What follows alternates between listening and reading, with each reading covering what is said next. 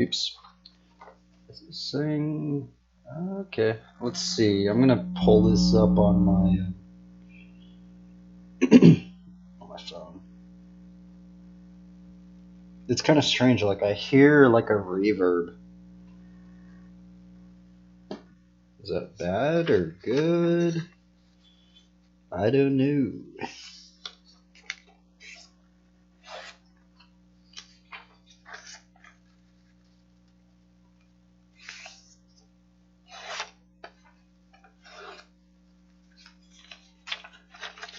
Yeah, I watched like some YouTube video on mic settings, so I'm trying that out. I think it might actually help. Might help.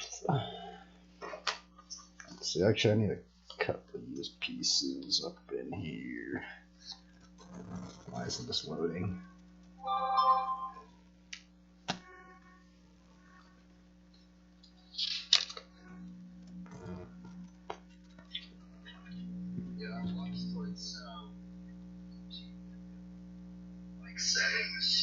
Okay, it's way louder. Way louder. I think it might actually help. Oh, sweet, dude. I actually think I got it working. I think I might be able to even lower this a bit. Audio input capture, filters, edit filters.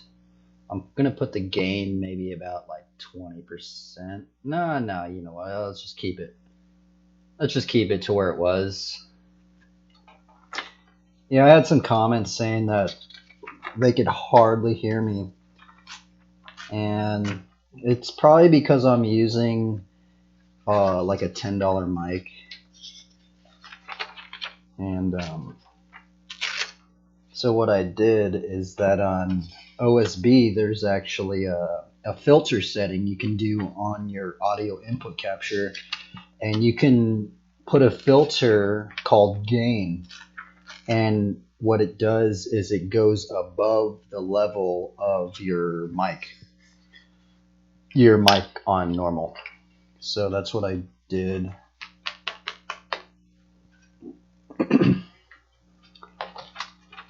Sorry, I'm just getting things ready up in here. The other weird thing is my last stream, my last drawing stream anyway, it got placed under World of Warcraft or something. Okay, so this one's under art.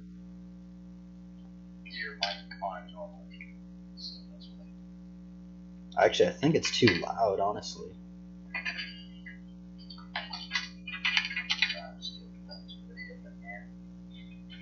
Yeah, actually, I might push that down. I guess I don't know anybody to really say if it's loud or not. I think I'm gonna push the gain down like maybe like 23. That might be better. Maybe, I don't know. I apologize if it's like my audio settings are all messed up.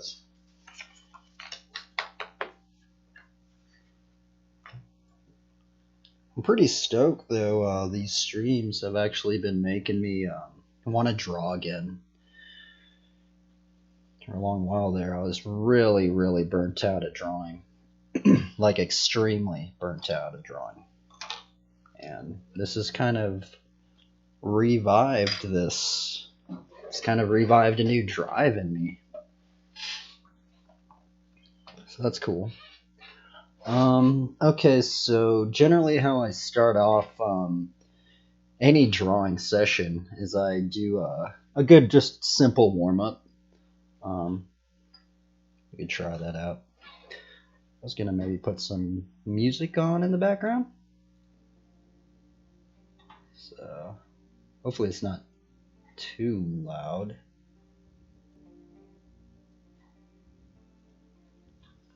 Okay, so let's see. I guess we'll switch it up a bit for some of the warm-ups that I normally do. This is just a good like form warm-up. And for some reason it's not like focusing. That's actually the problem I'm noticing. So I actually have my camera on a magnifying glass. I have this light and there's a magnifying glass on it, and so I have it on the magnifying glass. I don't really know if it's really working out or not, but it seems like it's working out.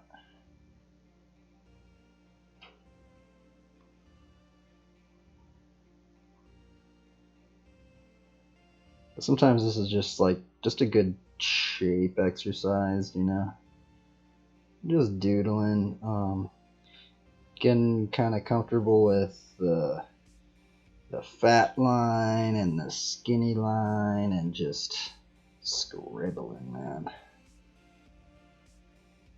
Just having fun. That's the most important part. I think I kind of lost having fun. I got a little too serious with the drawing, and like it just started not becoming fun. It was more of a chore at some point, and yeah, so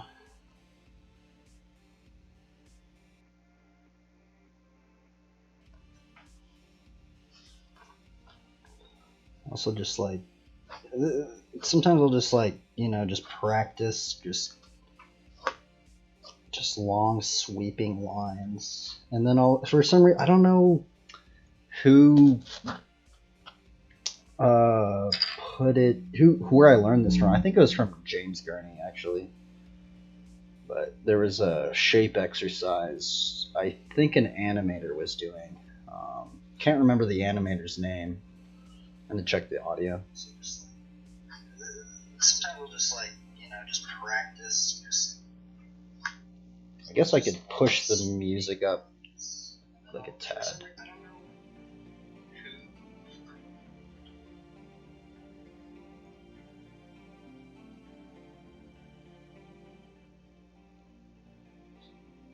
That might work.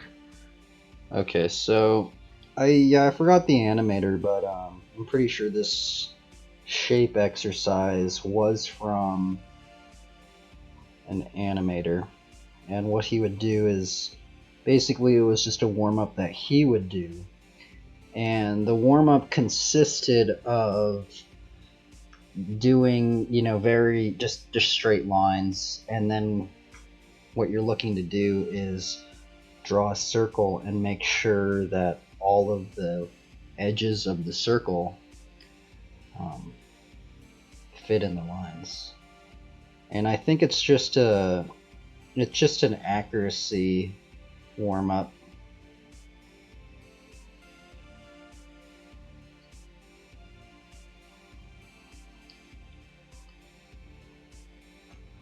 Oh, that's weird. My camera's like laggy. That's really weird. I don't know if you can see that, but it's like, whoa. There's like a major lag spike on my camera. That's kind of weird, actually. I wonder if there's something wrong, actually. Like, wait up. I gotta see if this is even working. I also hear like a reverb in the background. It's way louder though. This gain filter is definitely pumped it up a notch. I don't know if it's too loud though. It might be too loud. There's like a major lag spike on my camera. It's kind of weird, actually. I wonder if there's something wrong, actually. I gotta see. Seems to be working. Okay, let's just keep. I guess there's just a lag thing. Just keep doing these warm-ups.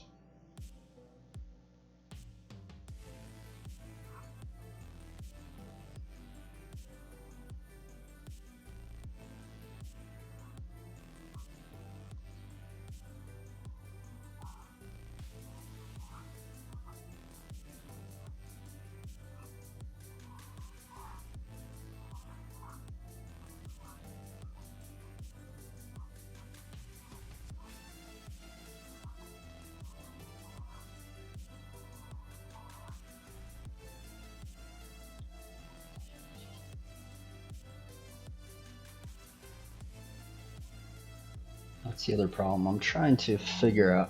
I did notice that on my last stream, it was hard. There were some points where I was like drawing like this because normally I should be drawing like this, but it's like this camera's right in front of me. It's almost like hitting my face, and so I'm like trying to figure out like how do I angle this because the problem is that oh oops.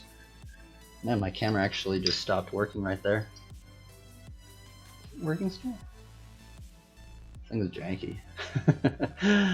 I like moved it and it like stopped working. It's working.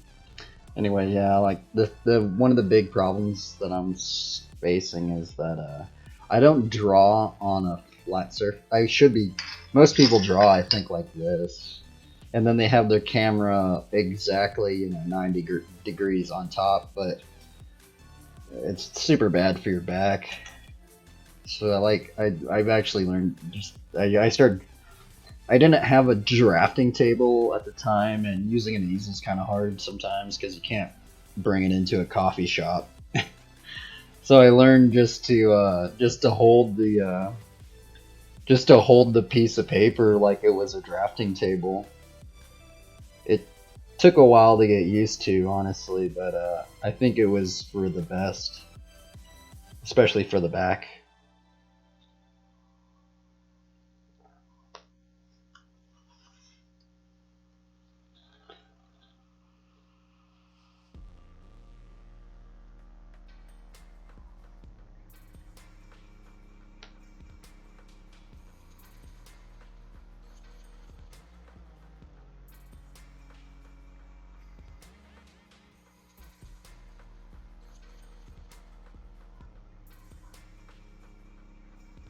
Accuracy seems alright, actually. I haven't missed too many of these. Oh, I just missed it right there, but...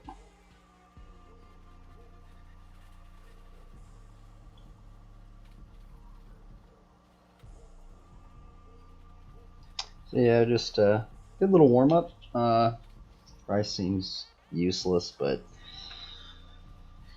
I guess it is kind of useless, but... I like doing them.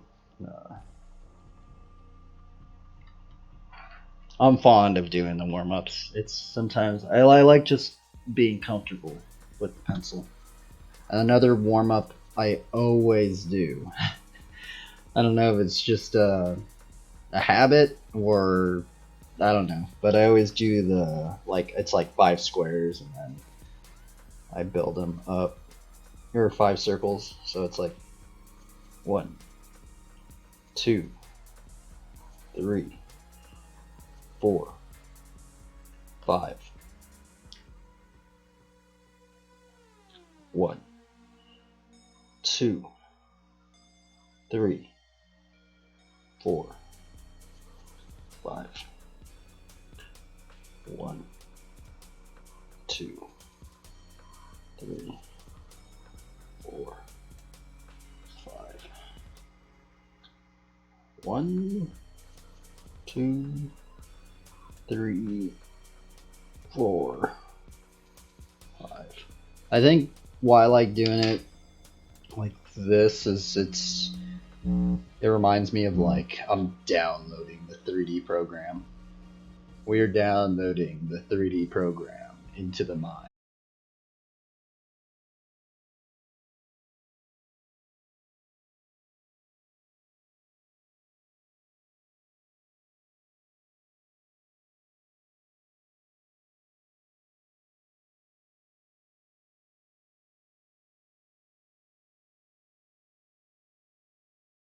Oh, did my stream just stop? Let's see here. I knew something was up.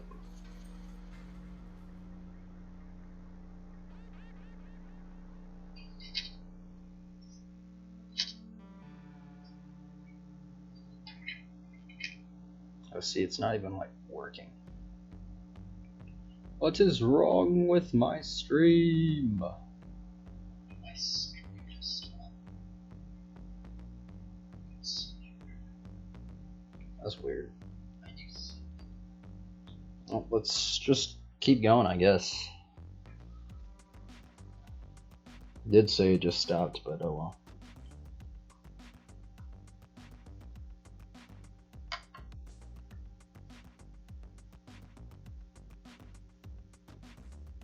We're just drawing some squares, man. That's all we're doing, man. Just drawing spheres and squares and connecting them all together.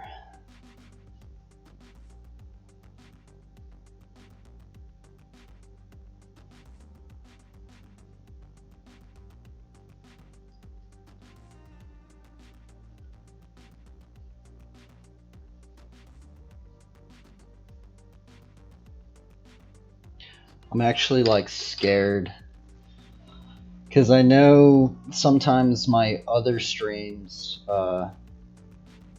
they stopped before and then I would rewatch them and it wouldn't even save.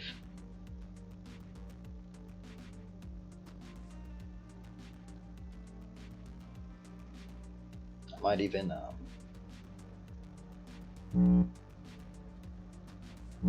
restart this stream.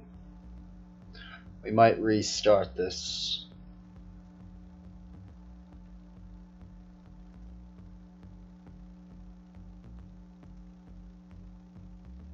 Oh, it says it's working.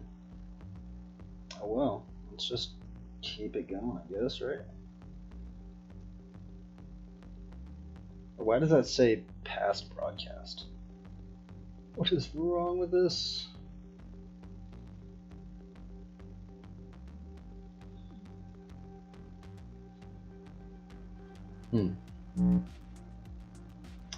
Intriguing. I don't know. It says it's not working, but I think it is.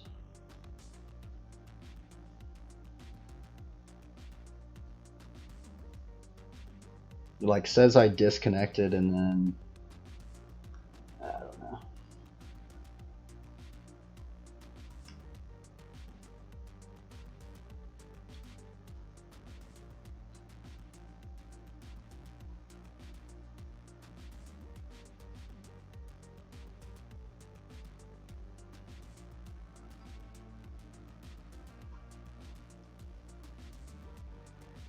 Okay, so that was up like this, and we're going to bring it down.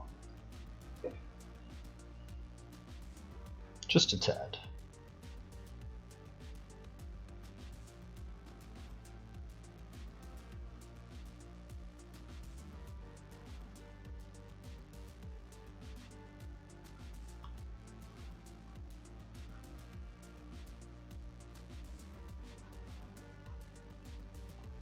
Boom, boom, boom. I think it's like way louder now. No, I think it's too loud, dude. Strange.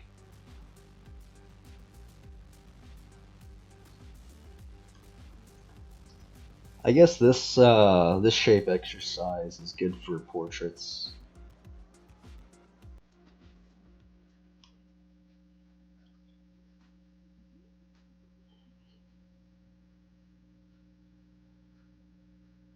It's good for if you're into constructing figures from your mind. Very good exercise for that.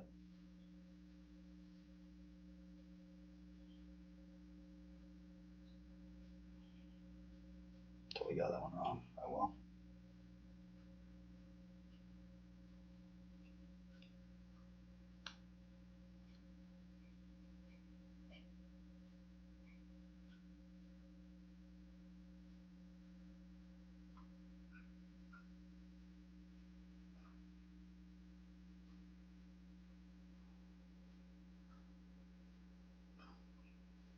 This turned out pretty good.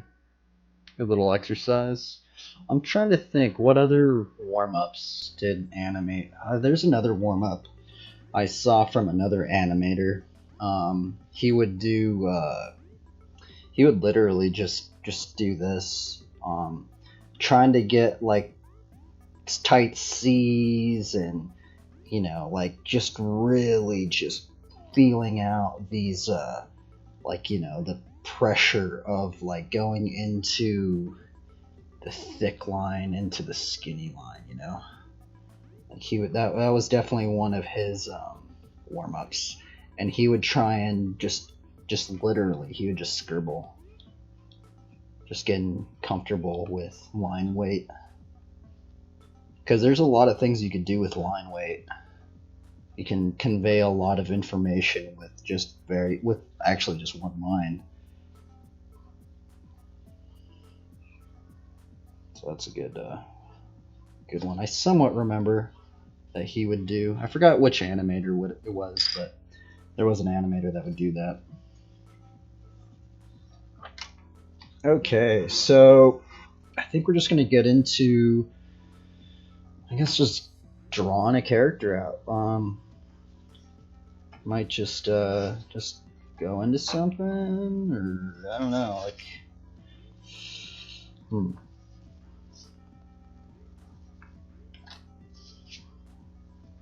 That is the question: is what type of character are we gonna draw? What do the people want? I don't know. I don't know, man.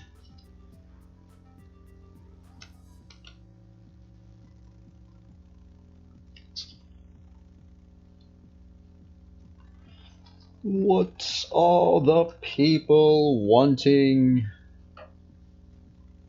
The people want blood.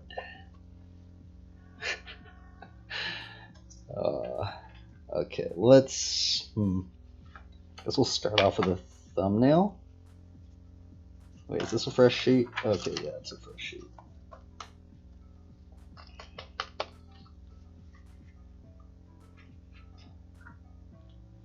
Generally, what I do I guess I haven't been doing it I guess I've somewhat been doing it for a while now, but what I'll start with is I'll do like a little, like literally a thumbnail, like trying to get it that big, and do a little gesture. Sometimes you can convey a lot of information, and then I try and build that up.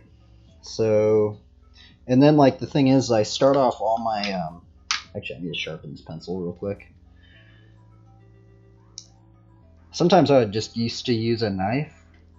The problem is that when you're in a coffee shop, I used to basically live in some coffee shops, and like, you don't want to be breaking out a knife in a coffee shop, so, you know, highly suggest, you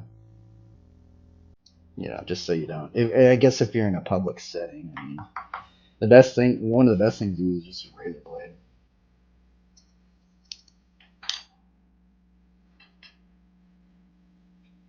Okay, so we're gonna just start off with a little baby thumbnail. We will start off with the line of action. The line of action is supposedly the spine, or somewhat of the spine. Generally, I like to. Now, here's the thing: is some people say, "Oh, start off with the face first." I say you just do you, man. You do whatever you. I guess now here's the thing: is I always start with the line of action if I'm doing a full figure. Other than that, a big major landmark for me is the shoulders. The shoulder pivots, where that pivots, that's a big one for me. I need to turn this down a little bit. It's kind of loud.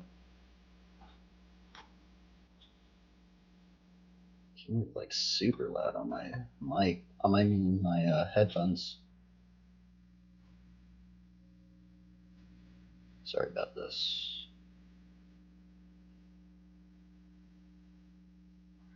Okay, there we go. Okay, yeah. What was I getting into? What was I talking about? Oh yeah, the shoulders or something. For me personally, I find the placement of the head compared to the shoulders is one of the hardest placements to get down.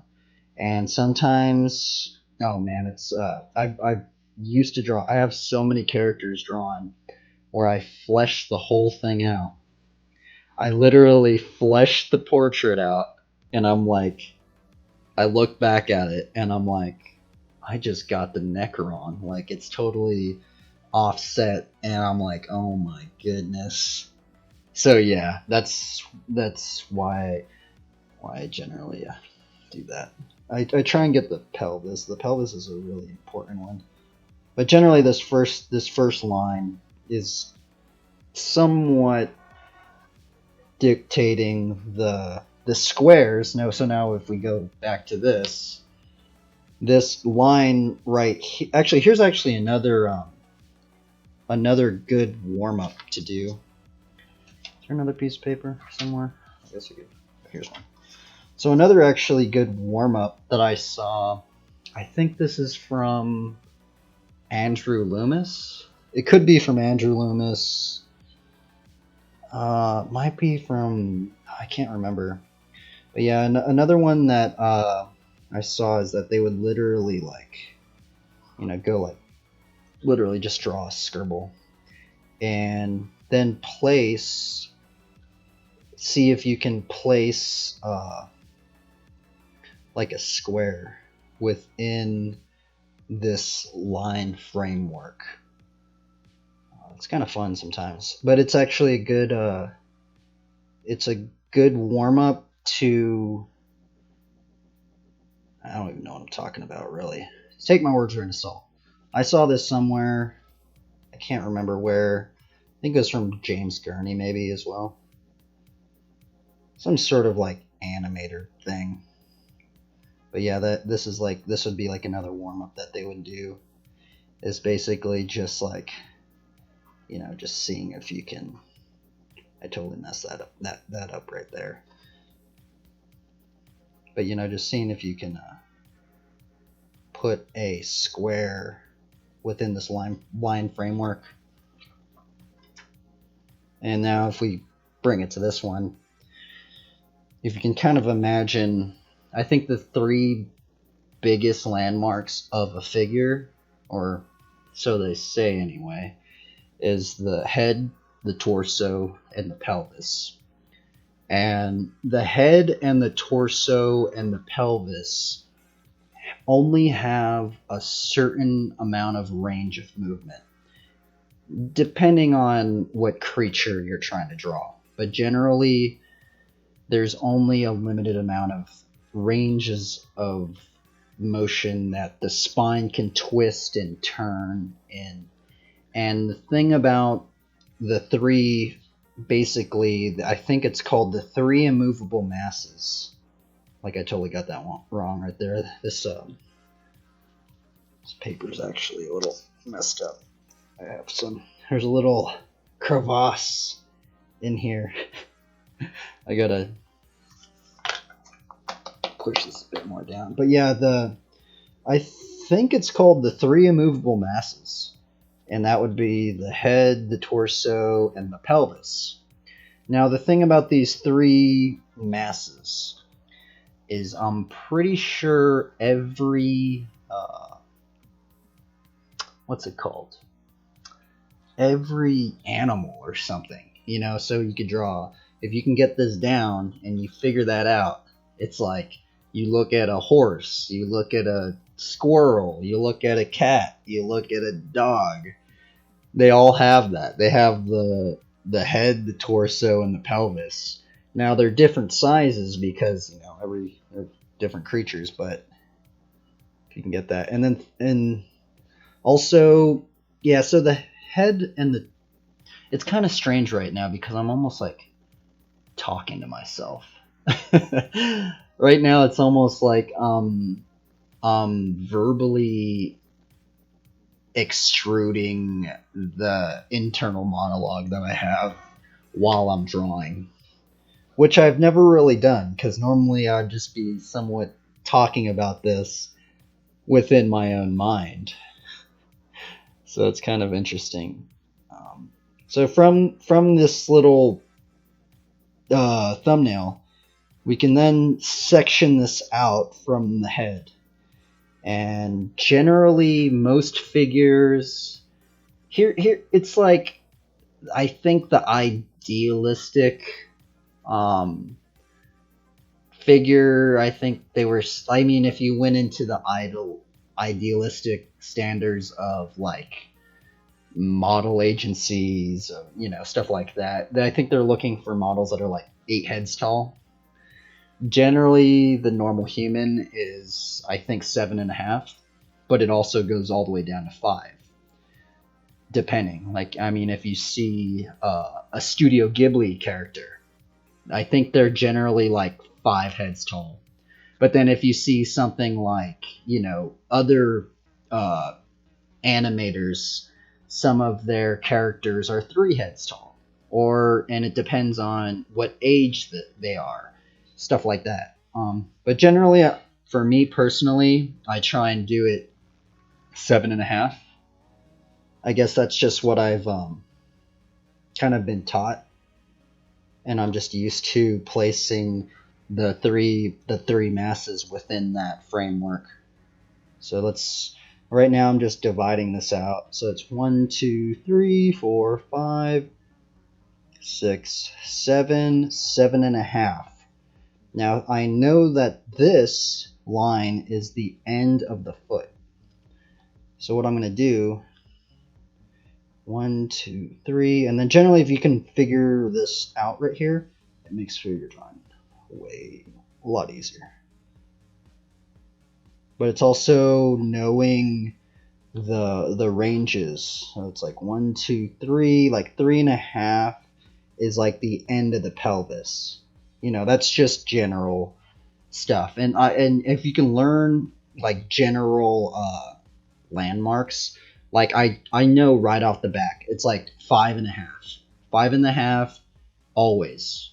Maybe not always, depending on what figure you're drawing, but it's generally the end of the kneecap. And the end of the kneecap is a pretty big landmark because of the bone structure underneath it. 1, 2, 3, 4, 5, 5.5. Boom. That little dot. It's kind of hard to see, but I made a little dot right there. But I know that is the end of the kneecap. Right now we're going to draw a female. So females generally, because of how their bodies are, they birth children. How it is that not everybody, I won't say every girl is like this, but most women have bigger hips just for, I think, childbearing. I don't know that for a fact. Take that with a grain of salt. But generally, and for some reason, I mean, even like if you look at a lot of like the figures that are drawn, males generally have a bigger torso, bigger deltoids, biceps. I'm not sure if that was from maybe just adaptation but it can always change. Here's the thing, is that these variables, they change all the time because, I'm not saying it's always like this, because, a girl can just work out and get gnarly, delts and just a bigger torso than a dude. And then vice versa, a dude could get totally skinny and stuff like that. But it's somewhat kind of good to it's just if you're learning basic like landmarks of figure drawing. I totally just like made this way more confusing than it has to be. I apologize. That's the problem when I just start like babbling, because I just start not knowing really what I'm doing. Not knowing really what I'm doing, what I'm talking about, so take everything I say with a grain of salt.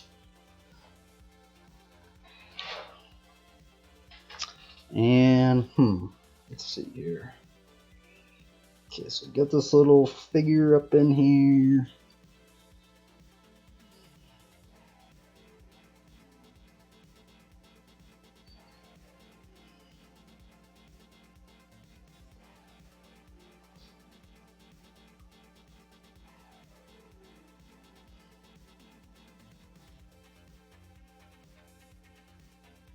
Trying to draw the arms right now. Not really working out too well. She might have like a two-handed sword or a spear. Maybe she'll have a spear. You kind of see that? It's way blurry. That's the problem. How do I get it to where it's not blurry? I guess like right there. I think I'm actually going to upgrade this little thumbnail. Maybe do another layer with a pencil. Just because I'm not totally confident with what I'm doing right here. So I'm just going to put another layer on top. And this is it's going to cement it down a little bit more. Because actually I don't really like these arms. I have them placed.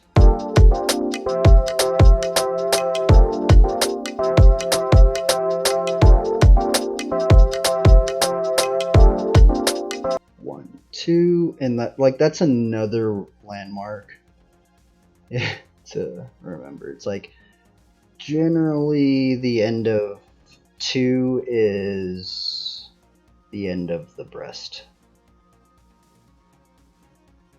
And you could find this out. Just normal figure drawing books. I mean, like any figure drawing book I think you pick up in Barnes & Noble or whatever, they'll probably tell you this stuff. It's just general knowledge.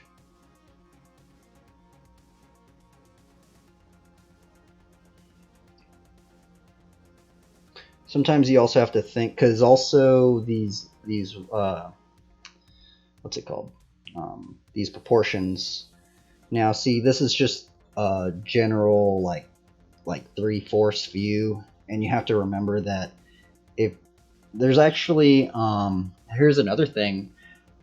If you're into perspective drawing, these levels right here are really, really important, because if you get into figure drawing or architecture, you can basically build anything. If you actually know these levels right here, you can push this figure, and you should be able to draw this figure in any single viewpoint. You're basically a 3D program, but we're drawing it out. But the thing is that when you get into perspective, there's like the 3, 4. There's so many different types of perspective too. And once you learn the vanishing points and stuff like that, you can just totally just take these levels and push them and build the frame like that. Right now, this is kind of more of a, like, if you were an animator, you would definitely, I mean, that would probably be one of the first things that you're doing. Right now, this is more like concept art, more just character design, figure drawing. But say if you were working as an animator, you would have to follow those levels, and the animators would have the levels set out for you. They would be like, okay, here's your 2 vanishing points, and I want you to build the framework in this perspective right here for this shot, because you're basically animating's on a whole different level. It's gnarly. It is gnarly. But yeah, just a word of warning: if you want to get into animating, it gets really, like, I don't know, man. I can't do it, but I respect those people that do. There's a lot more work that goes into it than a lot of people realize, I think.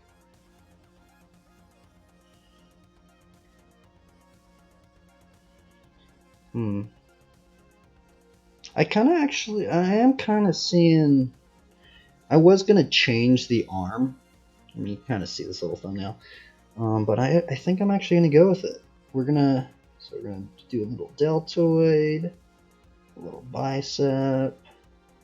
We got the little tricep under here, and go in with the forearm. We actually have to make sure this first arm is pretty important too, because from this first arm you can get a lot of levels. So like if you swing this arm down, you know that if you push that in a little bit of perspective, the other arm is supposedly to be on that same radius, you know, because it's kind of like circles. And if you can figure out those circles and figure out those circles in perspective and think about the shapes as cylinders in some degree, you can basically draw the arm in any perspective. You know, you could draw it like, I mean, if you take this pencil, you could think that these are all the ranges of the perspective that you can get. And if you can kind of just figure that out in your mind, it makes things way easier. I think there was an artist. Who was it? I can't remember. I think it's probably just Andrew Loomis, maybe. Some other figure drawing. Glenn Vilppu? I think that's another one. That's another other figure drawing artist I did study a bit. Basically said something along the lines of, the more simple you can make a problem, you know, the easier it is to, you know, figure it out. Now the thing is why I'm drawing this little thumbnail is because a lot of these little issues. Now here's the thing, is if you were drawing, say, with a lot of reference, or you were doing a figure drawing of like a life drawing, you wouldn't need to do this this little thumbnail. You could because you're basically taking the information from, you know, what you're getting from, and you're just but right now we're doing like imaginative figure drawing.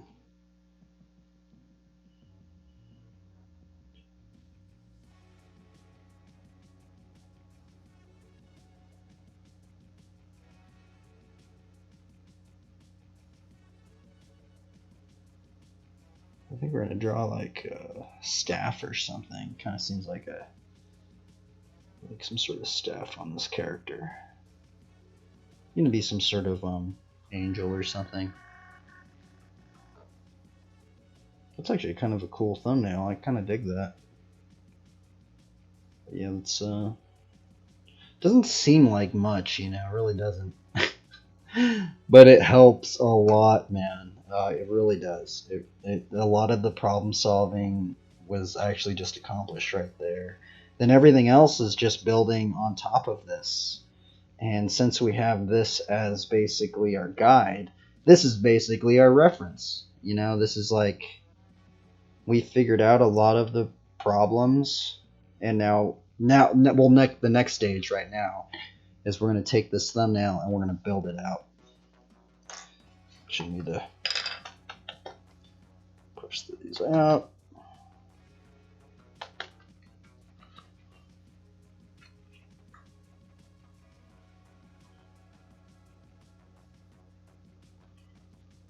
I guess we could just start tackling these problems.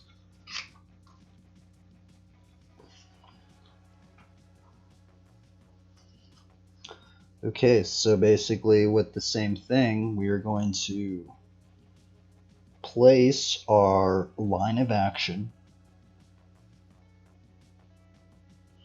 Also having to think, I mean, are we going to put anything in the background? Is there, you know.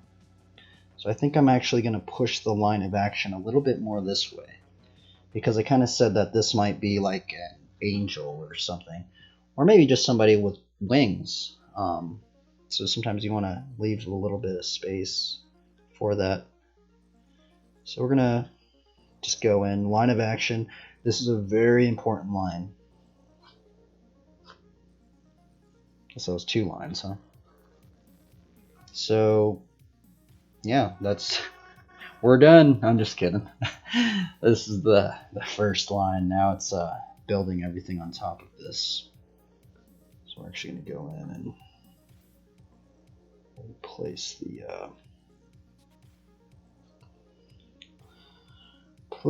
the top of the shoulders. Just kind of thinking about this, because now actually looking at this right here, I kind of run out of room. I guess the end of the spear could maybe be at the bottom right there.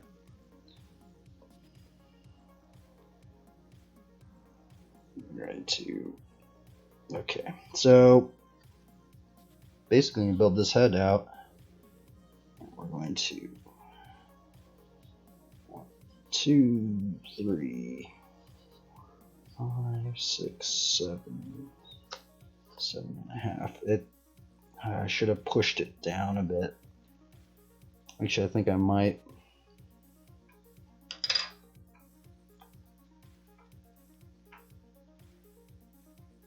That's the problem with these pencils as well. Is if it was a non-photo blue, I could have just erased that a lot easier. This is actually a very big problem that I've encountered already.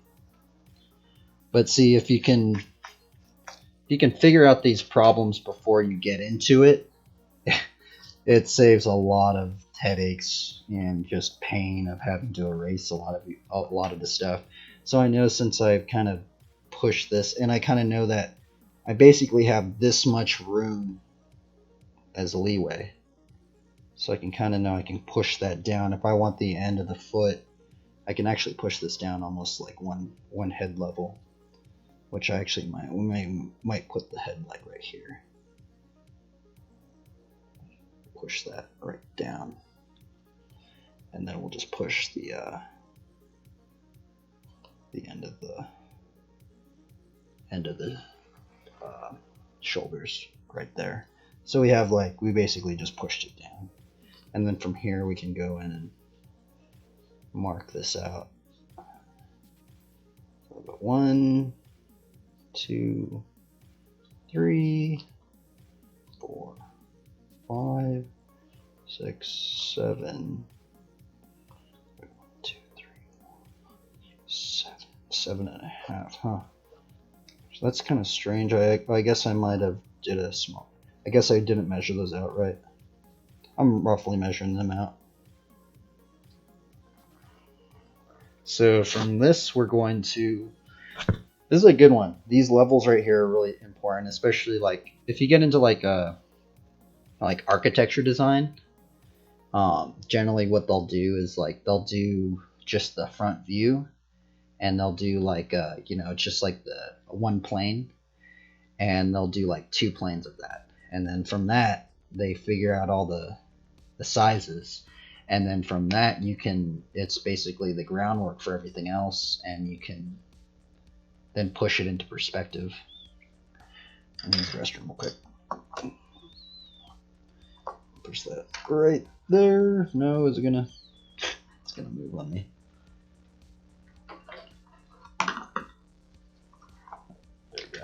There we go.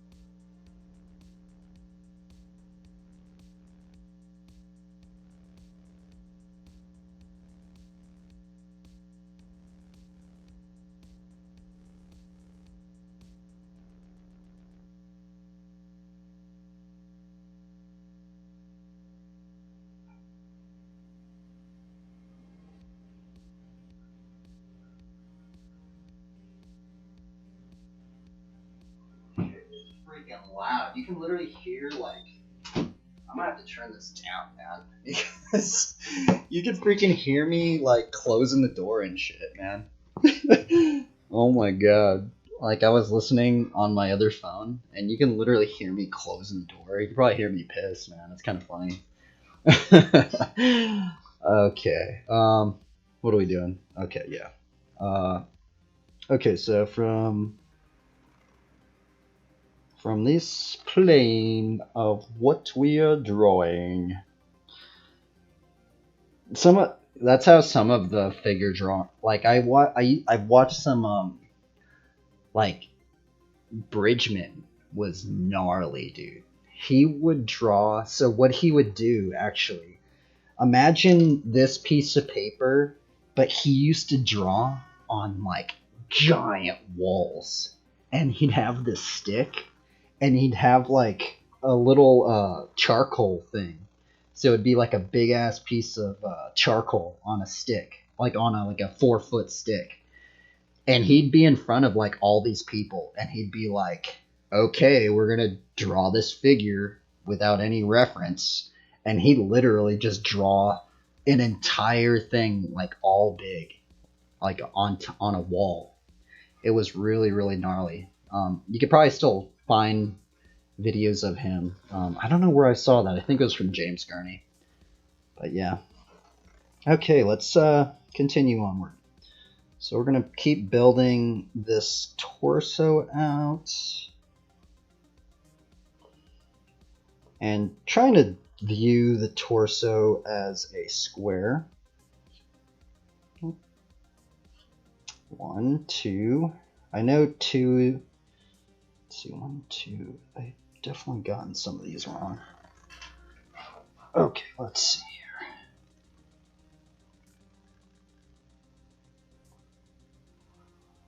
1, 2, 3, 4. Try and follow. This actually needs to be brought down a little bit more. I messed up some of these. This is where you can kind of mess around and see. I'm not perfect.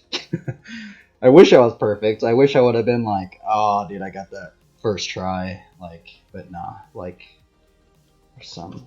I mean, I've totally got that wrong too, so. But then also, like, you don't have to follow this stuff. This is just, like, for me personally, just to figure out. It basically, like, makes it easier for me to, remember things. If you're drawing without, a lot of reference or whatever. Because if you were drawing with a lot of reference, you kind of don't even need to know this much stuff. Because, like, I remember when I first started drawing, I would basically just copy a lot of stuff. Like, even, like, on conceptart.org, they'd be like, oh, yeah, just do a bunch of life drawing. And that's cool. I did do a lot of life drawing. But it's basically you're just copying things. And it's good practice for hand-eye coordination. But then what I really started getting into is like imaginative figure drawing, like construction, like how do you, like, because I was really into Frazetta, and Frazetta was all about drawing the figure without using much reference at all. And I always just was really astonished by that. 1, 2, 3, 4. 3.5. Let's try and follow this bit.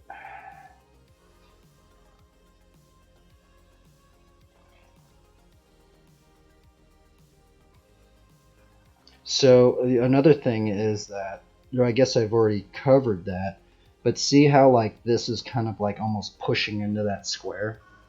Well, there's a thing that like, so these squares right here, and the circle, this is like, if you can figure out these levels, man, dude, that is some heavy knowledge to get.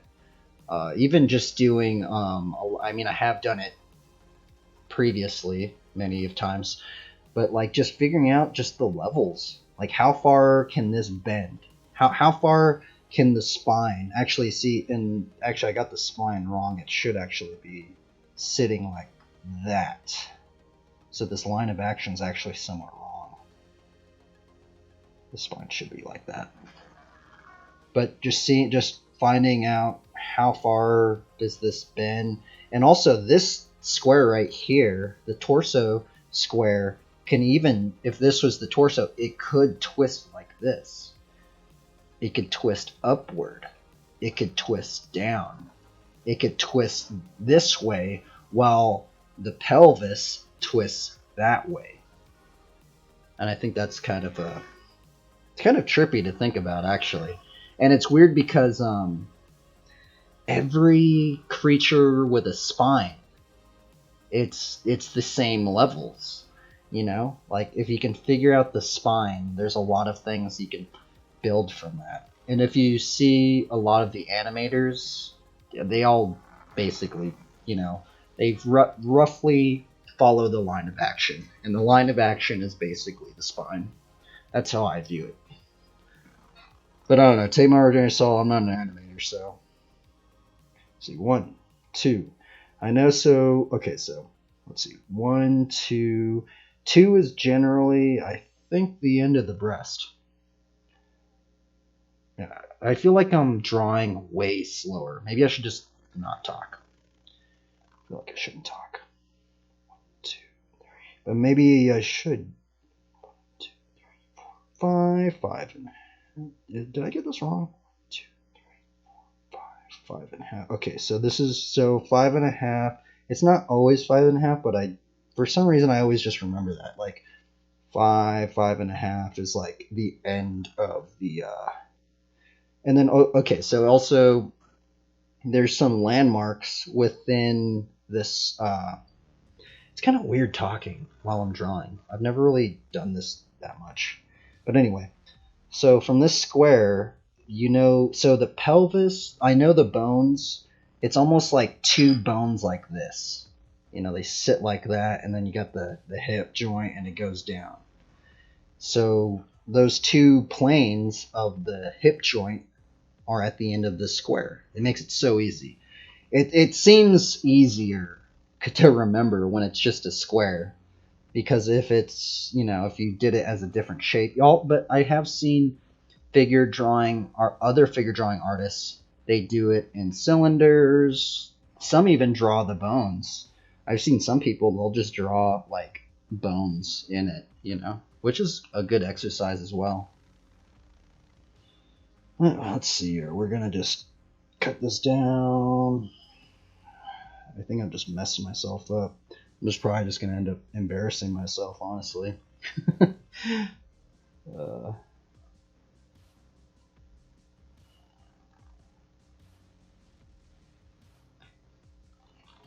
And then, okay, so from here, I know that the shin bone curves. Not all the time, but how I've remembered it. So I know the shin bones somewhat curve a bit. I'm just gonna, that's that line right there is supposed to be the shin bone.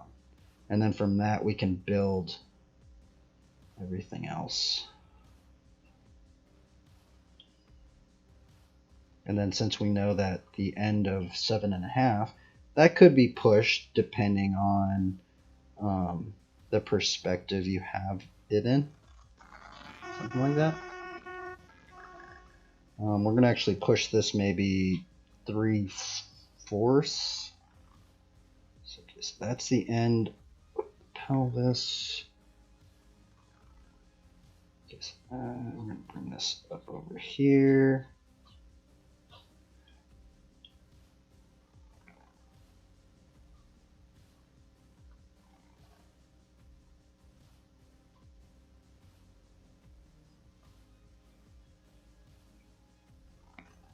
And the thing is that the thing is, if you mess up, you can always just do another layer. Because no one's perfect, so. No one is perfect. So sometimes, like, if I mess this up, I kind of already think I've messed this up because his torso seems a little messed up. I haven't drawn in a while, so I feel like I've gotten some of these proportions wrong.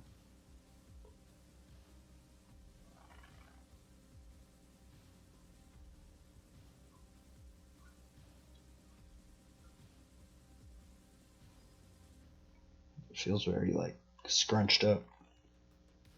Actually, I might have to pump this head just a little bit more. And these are calls that you somewhat have to make, like just going with it, you know? Like sometimes you just gotta go with it.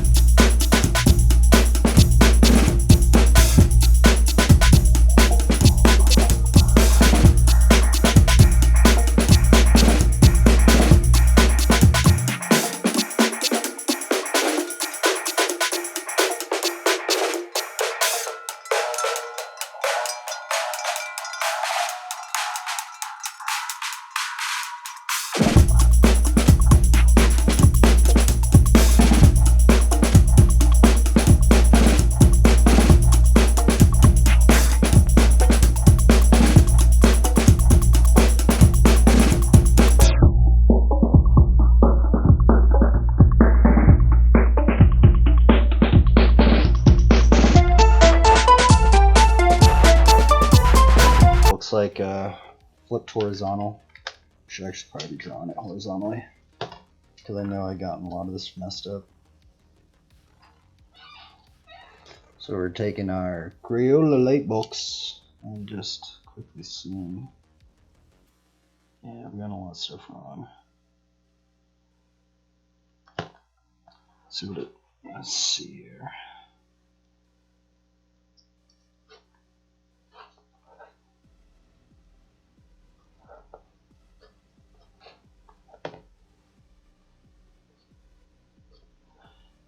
For some reason, I've always thought that it was just way faster drawing traditionally now than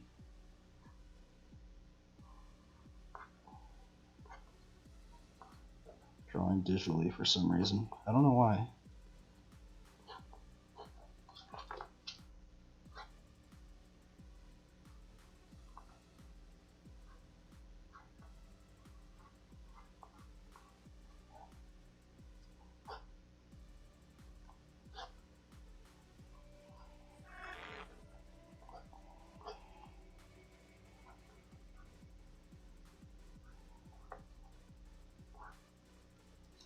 Okay, yeah, this one's. See, I just already like this gesture way more now. Sometimes, like, I think I was just talking too much, man. Just getting sidetracked.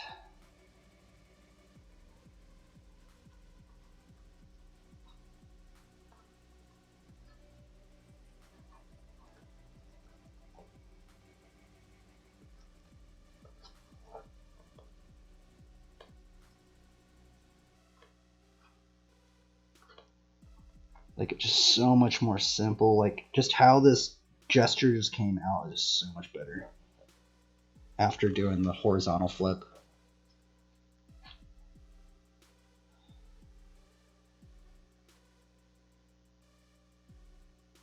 I kind of want to, like, I don't know if I'm going to do the, see, man, on the thumbnail, I did do a spear. I don't know if, like, the spear is really going to work out, honestly. But, I don't know, what could that hand be doing? That's the,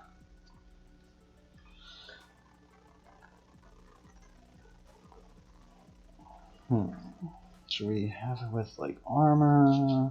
A lot of things we could do here right now.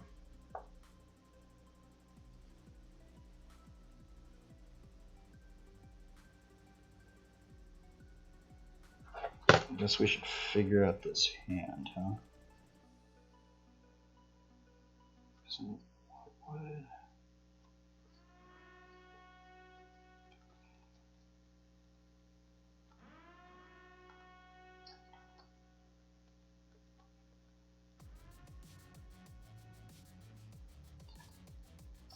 Oh, I mean, it could be like two-handed sword,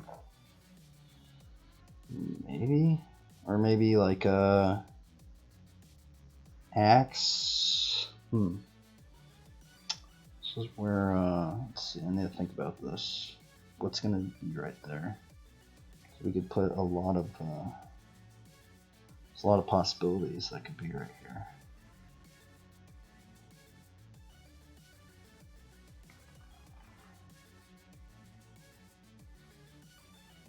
I mean, she could just be casting a spell. I mean, that's the other thing.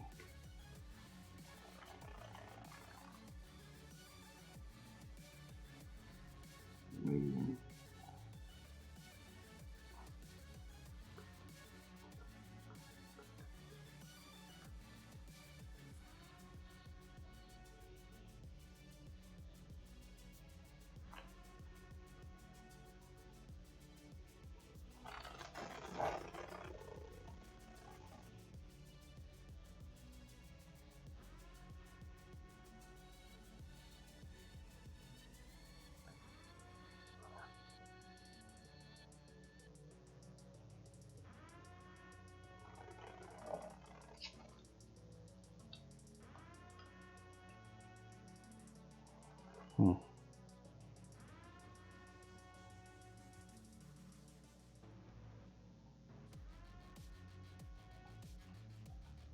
Yeah, I don't know if that's gonna work. Let's see. I guess we'll try and go with our thumbnail, huh? As best as we can.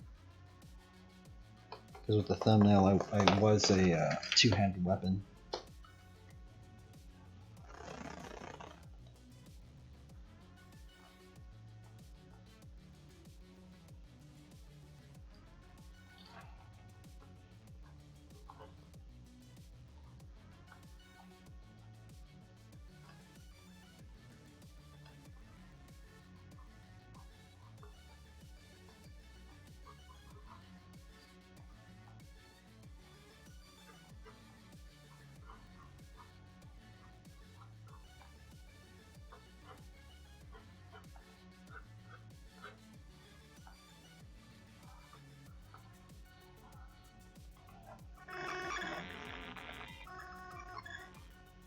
There's like reverb.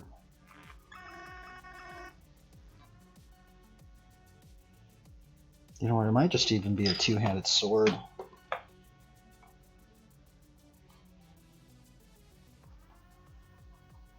That's what I do. Just drop it. Maybe put it. Trying to at least do it somewhat similar to what the thumbnail was. Like a claymore.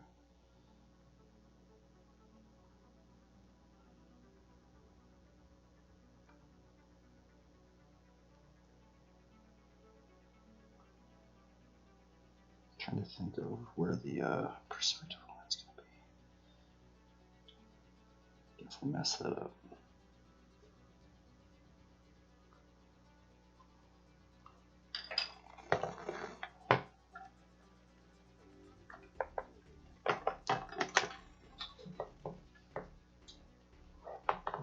Like that.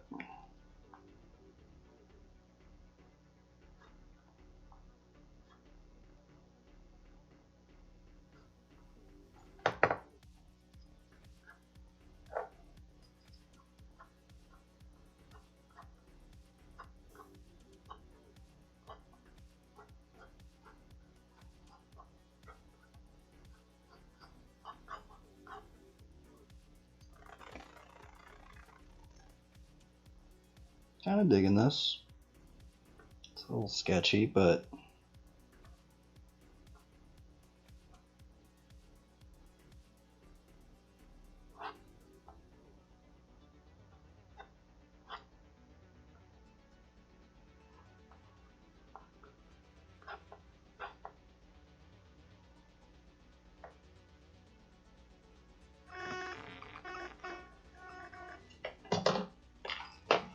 yeah, this thumbnail is way better. So I like basically just took this.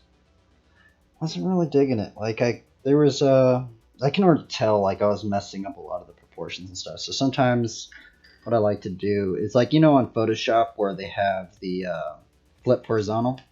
That's basically what I do.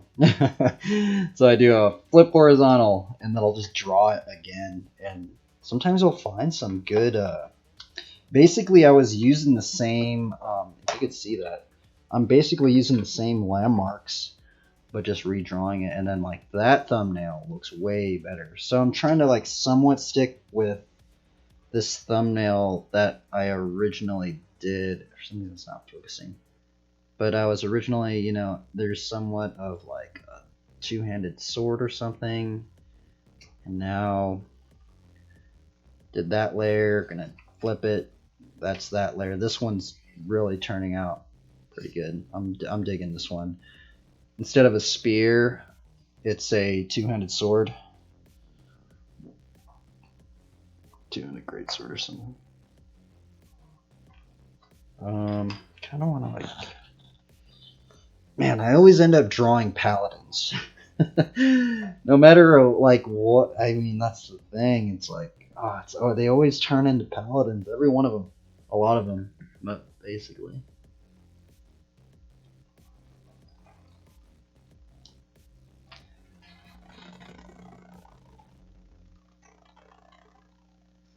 We need different music.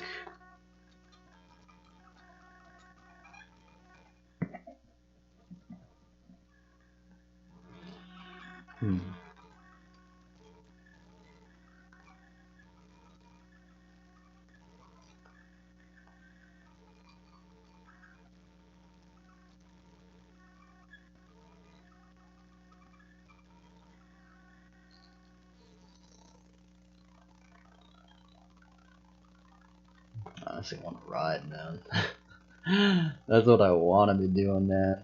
Just ride. I wish I could just ride like 24/7.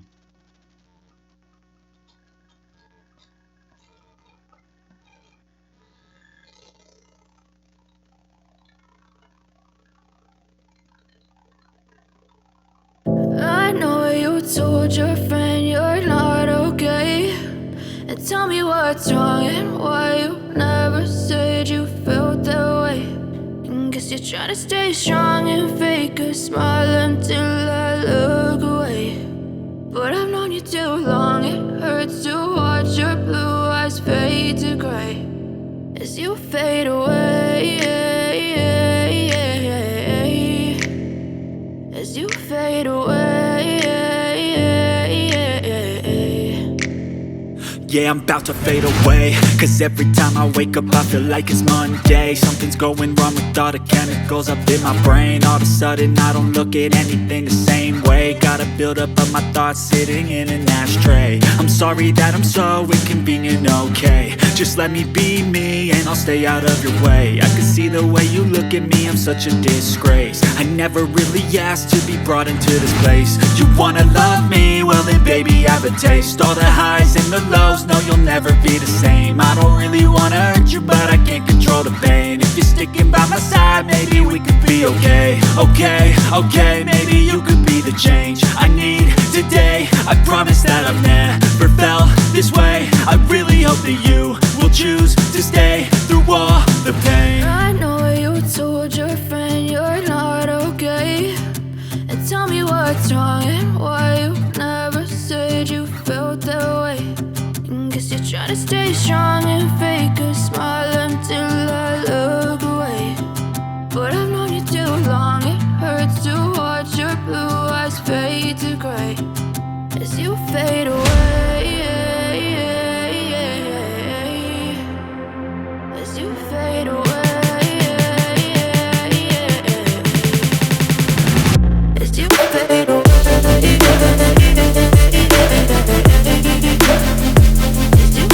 fade away.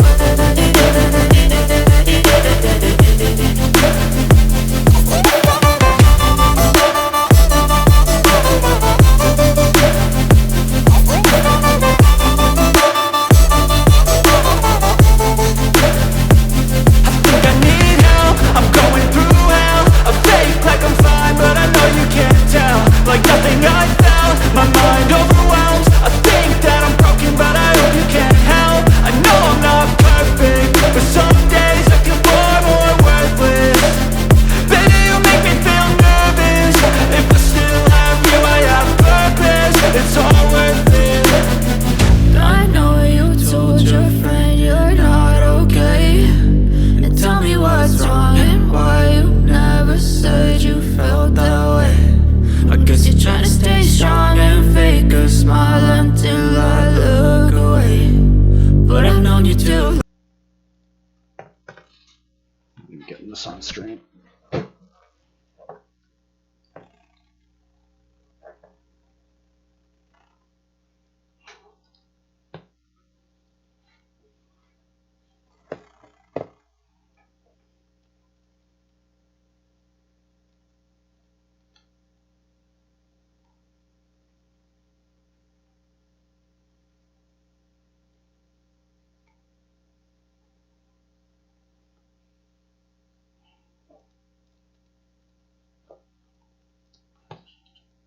Maybe she'll have like some sort of crown thing.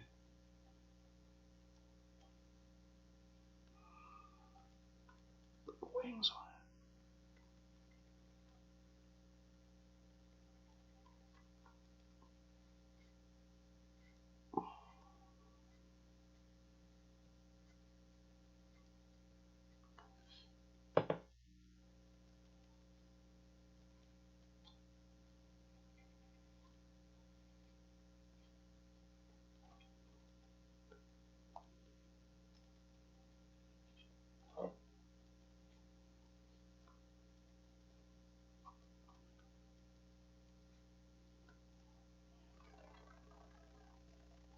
Something like that.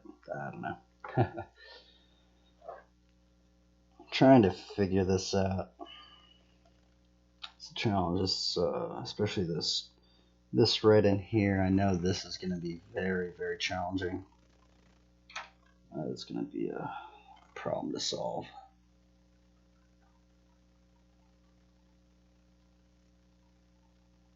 Let's see if this stream's even working. Oh, it's working. Okay. Okay. We got it. Yeah, okay, I need to think here. How are we gonna do this?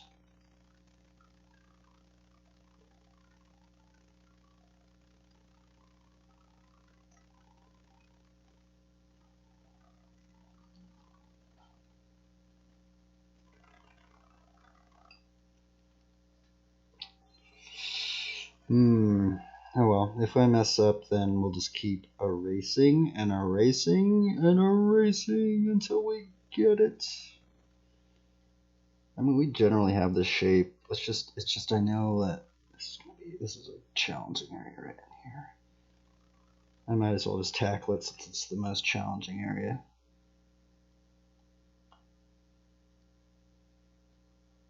Oh my goodness, my hands are just So off, man.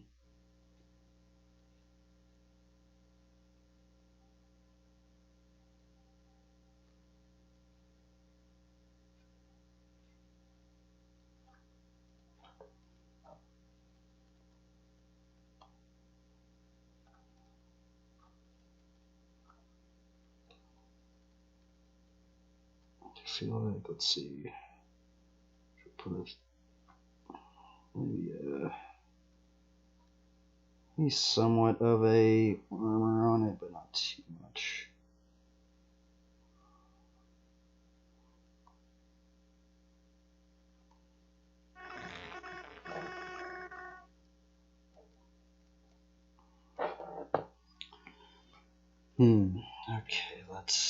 Okay, I shouldn't be even doing the armor. I should just be doing the hard stuff. We should just be tackling the hard stuff because I know we're eventually probably gonna erase it. Go over it. Who told me that? I think it was Brad Rooney. Brad Rooney said he generally starts with the hardest areas first, and then so if you mess up, it's like, at least you got the hardest areas done first. That's one thing I have challenge with is I'm trying to get this on stream as well. Trying to get the I guess maybe we could have the thumb like that. Trying to get the hands in a somewhat of a same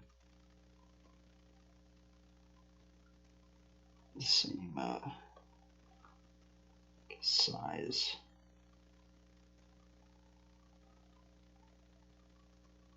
It's always kind of a challenge in of itself.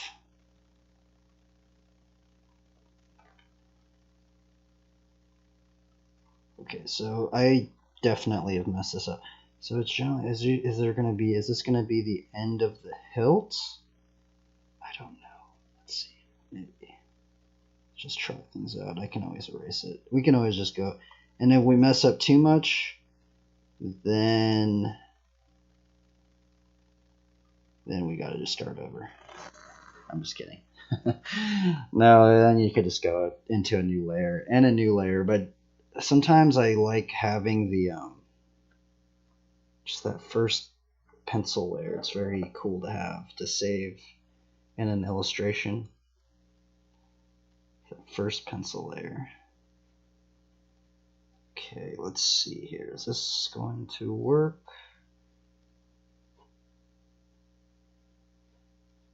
I think it is.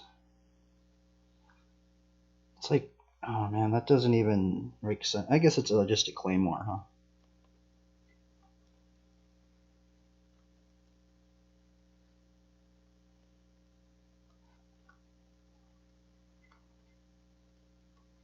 Basically just like puzzle. We're just trying to figure out a puzzle, and I don't think I'm not sure. I'm gonna erase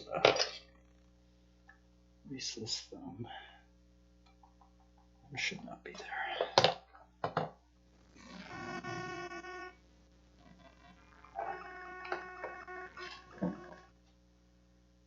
Actually, at this point, I don't even need the light box. We already have that set, so we can.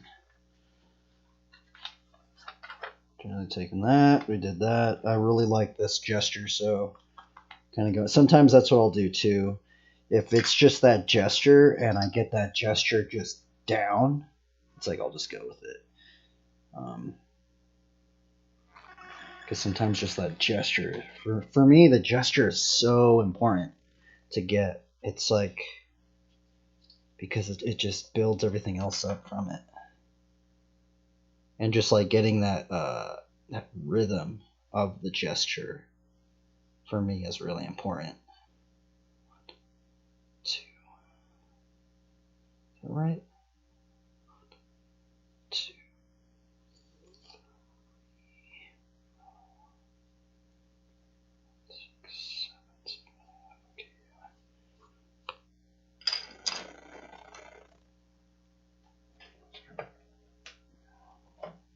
By the way, the light box I'm using Shout outs to Crayola. I'm even using Crayola colored pencils. Shout outs Crayola. The OG of the OG. No one wants to use them, but I guess a lot of people use them because they're still in business. But I would be using non-photo blue. I always bring this up too. I would be using the non-photo blue. But for some reason, every time I go to I haven't been to the art store in a long time, but generally every time I go there, it's either people are stealing them or I just can't find them. People either buy them all out or. Okay, so I have this character so far. 1, 2. Should be the end of the breast, right? Yeah.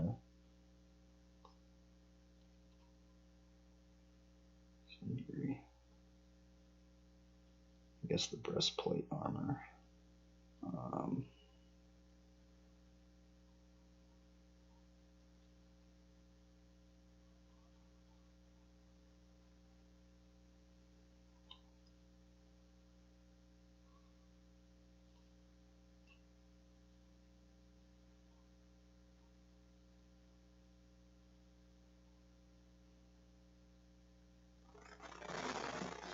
See it on the stream. I don't know if it's picking up.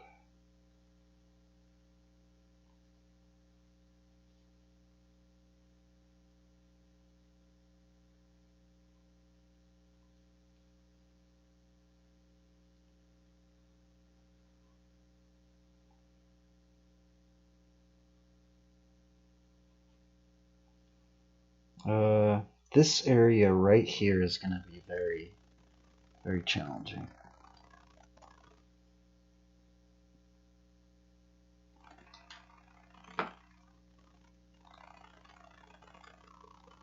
And there's like a reverb. I hear it. See what it sounds like on here. This area right here is very challenging. Oh man, I need to like turn this down. I apologize. Like this is super loud. Like you can literally hear the. Let's push it down to 14.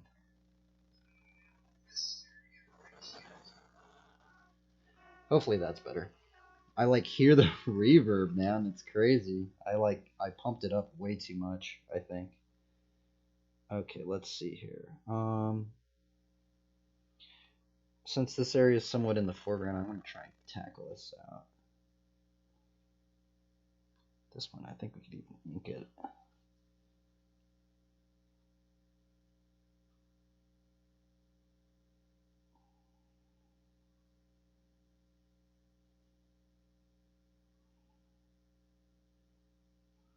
I guess, what was it? They have like the 3 points.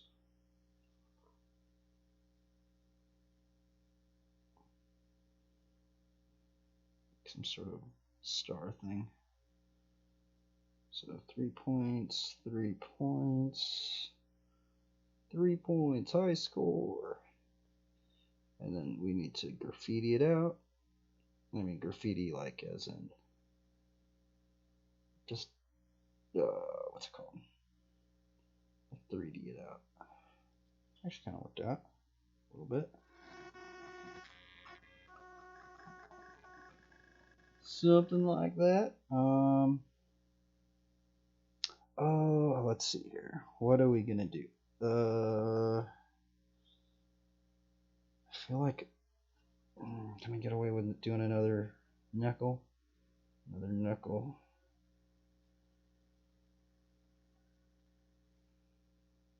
She's like pointing her finger.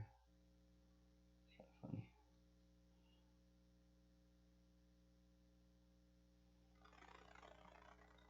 Actually kind of works out a little bit, huh? Maybe. I'm trying to like figure out how can I differentiate. Oh, I actually messed this up. There's a tangent in here I don't like. I'm gonna erase that. And also this is armor. This is breastplate armor, so. Oh yeah, I forgot her arm is right there. Jeebus. I totally messed that up. And I guess there's going to be a couple folds in there because it's going to be like drapery or something. But yeah, I actually messed that. Okay, so if this is half of, I almost got it right. We're going to push this out maybe like a little bit more. There we go. Because her arm's almost, this is actually, actually I messed this up. I knew this area was going to be, this, darn it, man. Actually, I think this arm is supposed to be on top over this this sword, right? Oh man, I totally messed that up. See, there's these things that I wasn't planning on. Like, I'm pretty sure this arm is supposed to be in front of the sword, but then there would be a tangent of that hitting right there. So I don't know.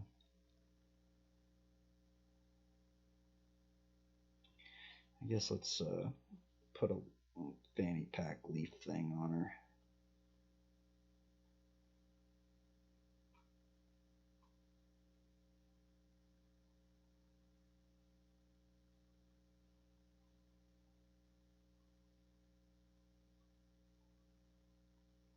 Kind of cheesy, but I've been putting these things on a lot of my characters.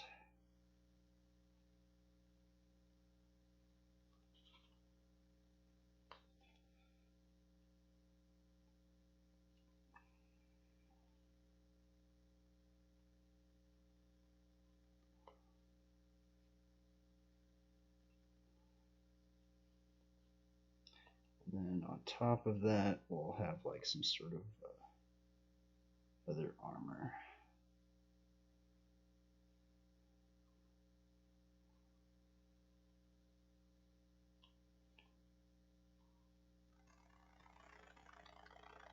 I kind of feel like my stream's not even working. He will. I'm kind of afraid that if I end it, it's just not going to save. Because that's how a lot of my streams have been. I end them, and for some reason they don't save.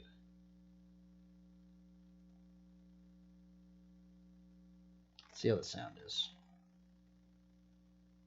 I've dropped it down to 14%.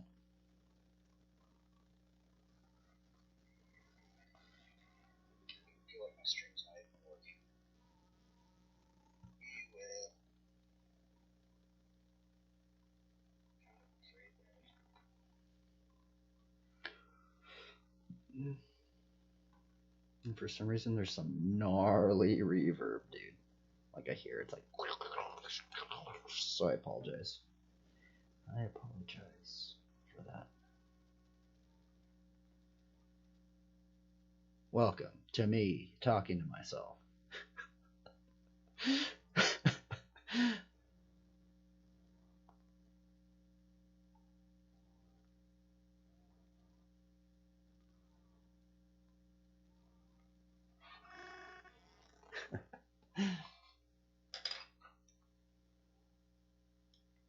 If you want to eat healthy and feel your best. Okay, I need to add a cross in here. Oh, maybe she'll have like the energy shield. Son, we're grabbing burgers for dinner if you're interested. I'm vegan, Walter. You had bacon for breakfast. Vegan. Okay, Mr. Perfect.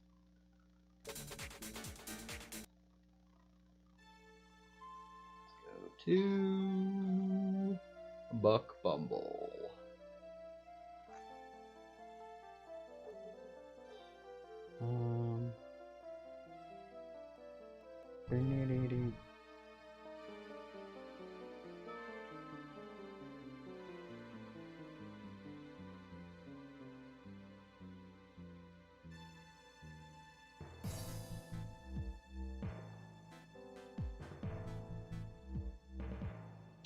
I feel like I could just use something else besides this lame sword. Like, what else could it be?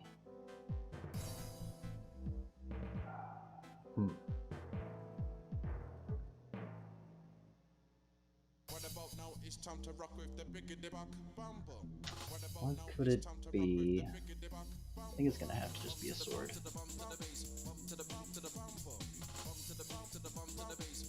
Oh shit, maybe it could be... Oh, flaming sword?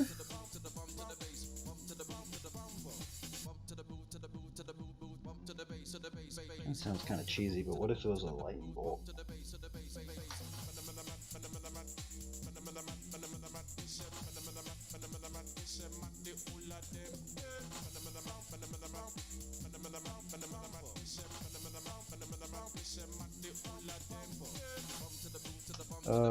Sometimes what I do as well, which I need to see if this music's too loud. Sometimes, like, also what I like to do is if I'm like, say I drew this sword out and I don't like the design. It's pretty what's it called? Just cliche, or not cliche, but it's just like I'm just drawing. So.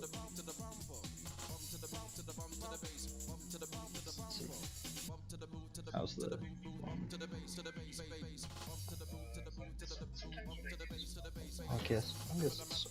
Okay, so what I'll do is sometimes I'll just put the light box on, turn it on, bloop, and take another piece of paper, put it under, take this little clip thing, and sometimes you can like experiment with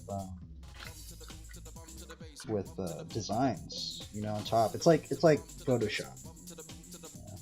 This is Photoshop, but this is that ghetto Photoshop, man. This is the old school Photoshop. So I was kind of thinking, like, instead of just a sword, like a normal sword, it could be a lightning bolt. Okay, so if the sword's like, let's see, if the sword is like this, on this line right here,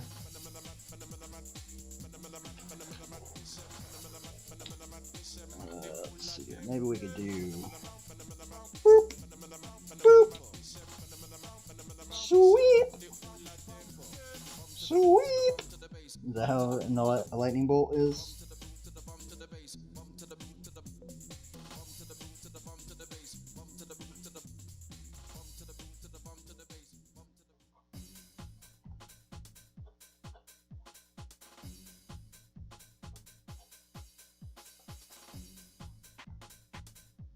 Ah, it's not centered, is it?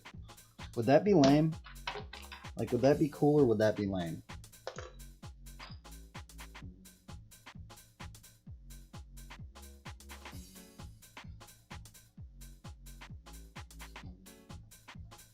Can't tell anymore.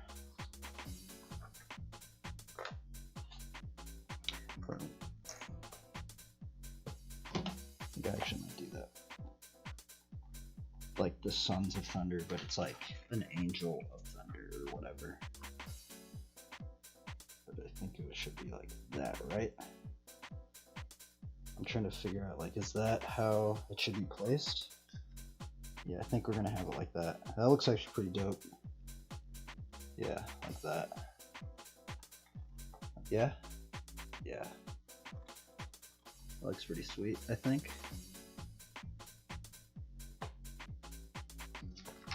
I've never really drawn that. So what I'm going to do is I'm going to place this under. Actually, what I'm going to do is I'm going to ink this out. Because sometimes, like, or actually you don't have to ink it out. You could just use a darker color. So I'll use this and... Oops. Come on, buddy. I think I might need to get another sharpener. This thing's getting a little old. I can't grip it.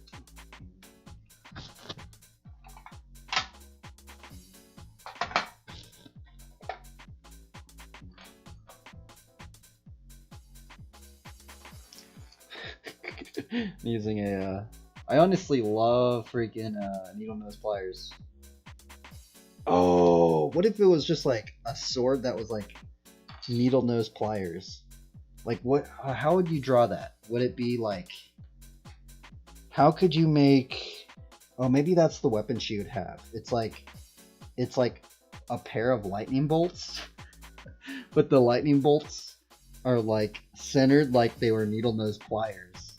So it's like a sword and it would like open up. Could I draw that like that? I don't know, maybe that's what the sword will do. So what I'm going to do is just take this right here, and I'm just darkening these lines out.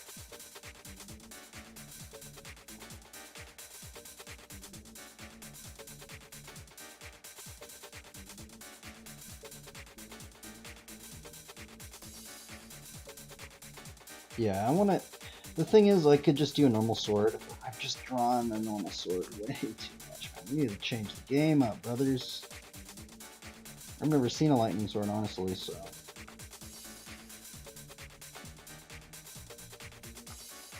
So this is a lightning sword.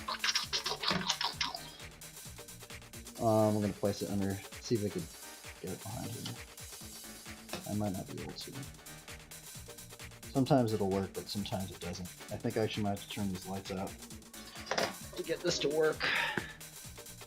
Let's see, what happens if I turn this light off? What if I turn that light off and then turn this light? Will that work better? Whoa! There we go. Honestly, I haven't messed around with this, but like this, but yeah, so with this we can figure out how we're going to place this lightning sword.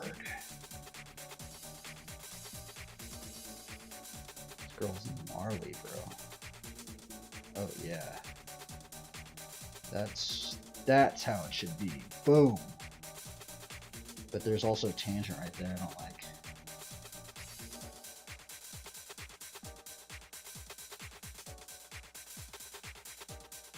Okay, so where's my clip? I guess you could use any clip. Clip this thing. Sweep! And we're gonna just quickly, I'm just gonna probably just do it with this. Actually, we're probably just gonna do it with the normal pencil.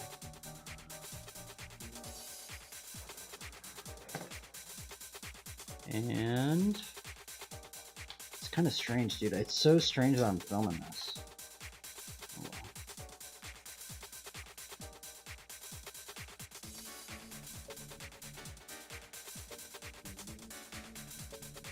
This could be a fail. I might not do this, but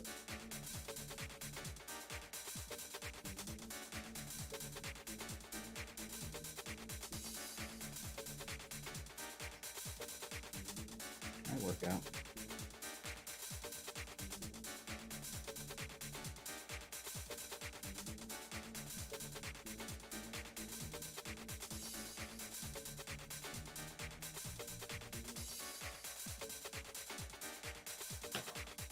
Okay, now let's turn the lights back on and see how it is.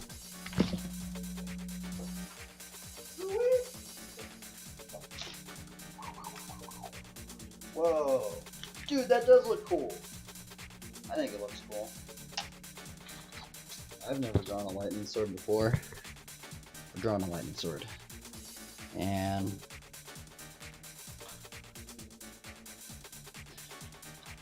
let's see here. Put this up. Oh shit, I just bent this paper. Oh no, there's a wound on it. There's a bend mark. Oh well, gives it some character.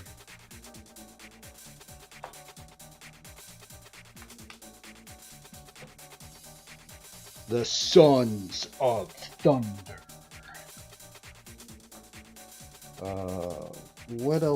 What goes along with thunder? Clouds. Clouds go with thunder.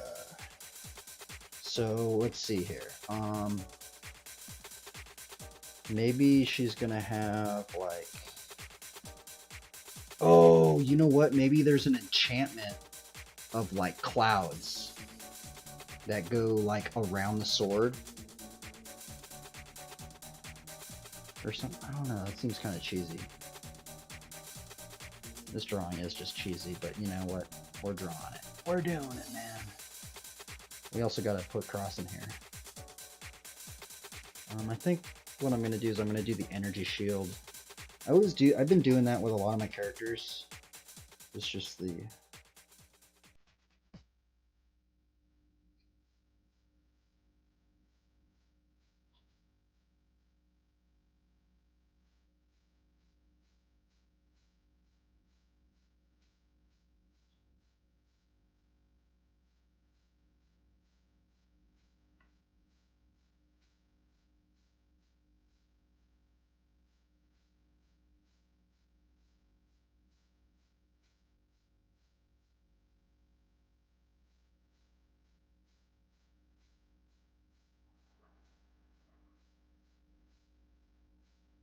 Oh, looks lame.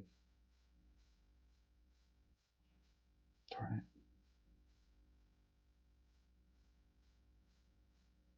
Maybe we could have 2 energy shields then.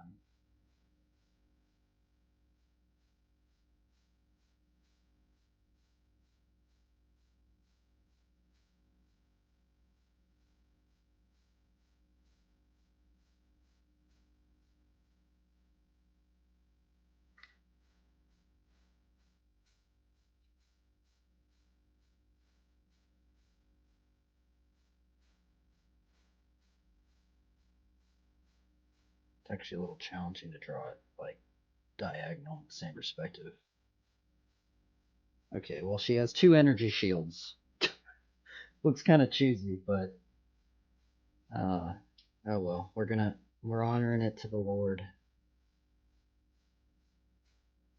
So we're putting a cross on it.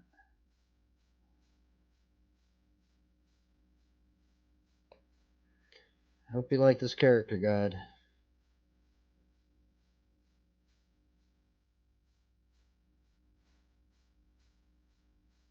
I think it's kind of cool. I don't know. I've never drawn a lightning sword, so she has the shield of faith, and it's this shield, and she almost got shot in the head. That's what we'll do. So do some flaming arrow. So this arrow was from the devil, and the shield of faith protected her. Actually, she's probably got shot many times. So let's do a couple. Shield of faith has protected her. I need just one.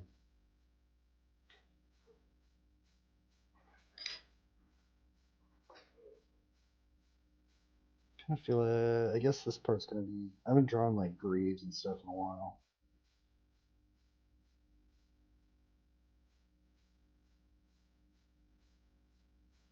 Oh, you know what? I could put like a little lightning bolt here. For like the hills. There'll be like a little lightning bolt of the same magnitude. But you know what? On the hilt, actually, I could do like a. This is where you can do some like little designs. So what it'll be is it'll be like, kind of I don't know, something like the Sons of Thunder or something symbol. What would that be? That would be like a little cloud or something, right?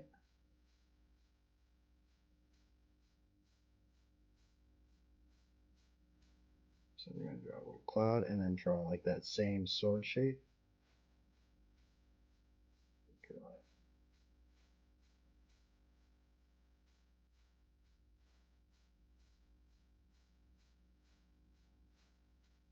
Looks kind of lame. That's supposed to be a little cloud.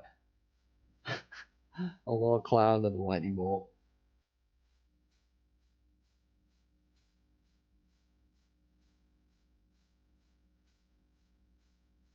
Gotta have the belt of truth. And I haven't drawn like a belt in a while.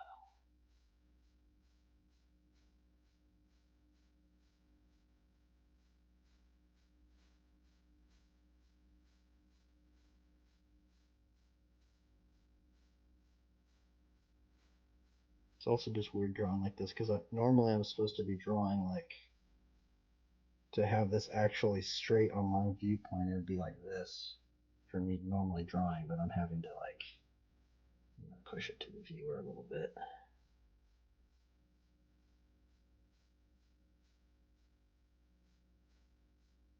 It's kind of cringy, you know, I'm doing the cross and stuff, but you know. I'm trying to honor my work to the Lord. I don't know if it's really working though, you know, but I guess I gotta try at least, huh? She's gonna have like couple layers to this armor. So it's like, cause that's like where her abs are, so put a couple layers in here. Maybe only 2 layers. Keep it kind of like movable. Yeah, maybe just like 2 layers. And then maybe like 2 layers, and then maybe I generally do like little scale now.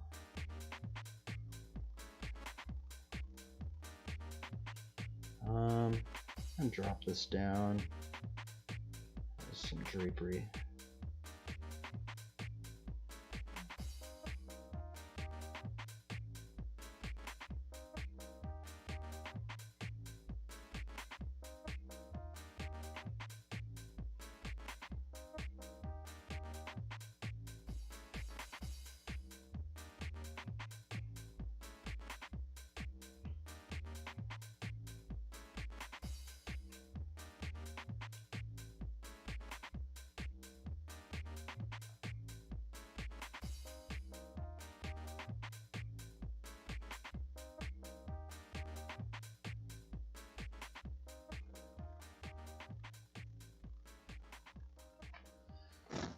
Character looks, I don't know.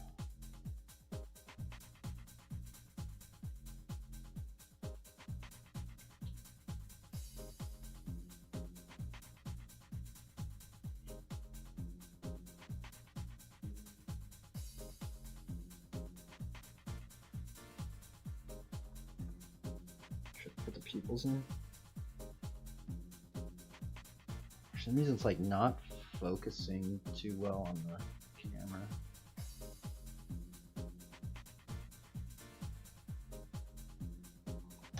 Something like that.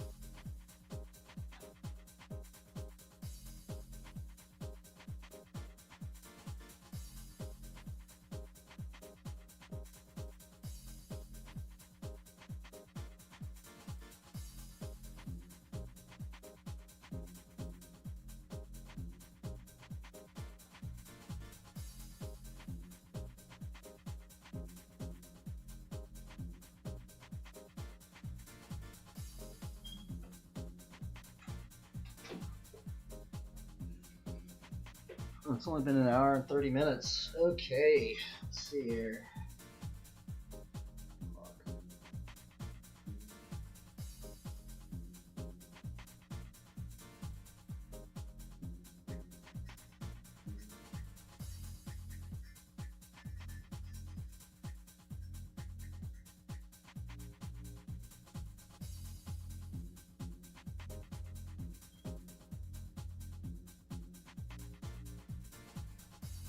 Show back. Show back.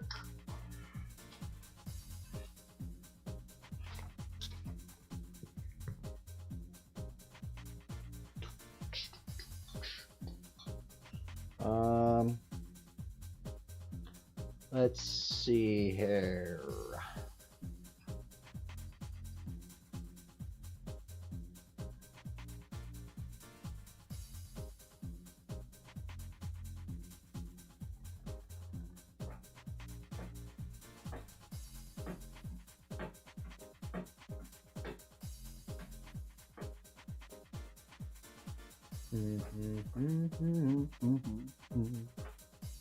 I mean, what would happen if she had like long baggy pants? No, we're gonna have tight pants. What's the other little things we could try out?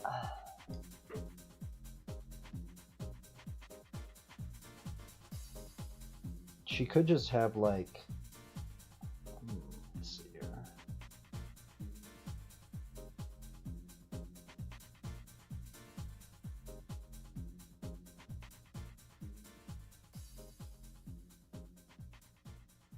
We could just do like the greaves that are just like what's it called?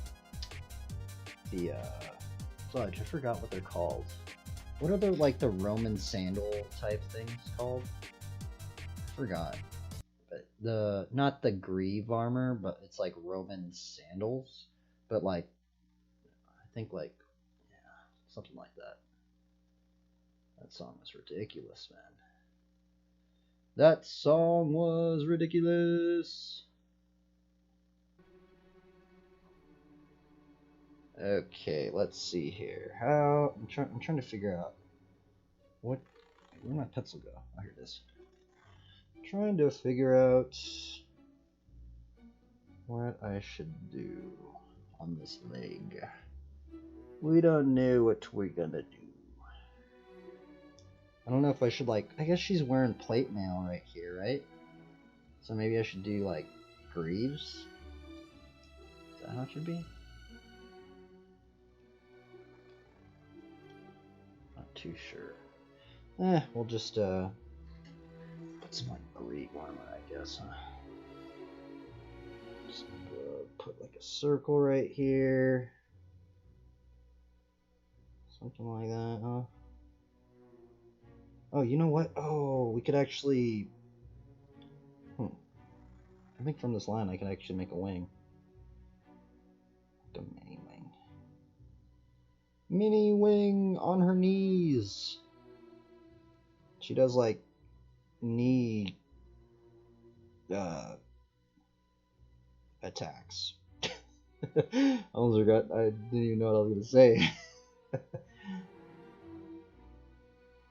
Knee attacks. Oh man, I do not like the knees, man. I tore my ACL.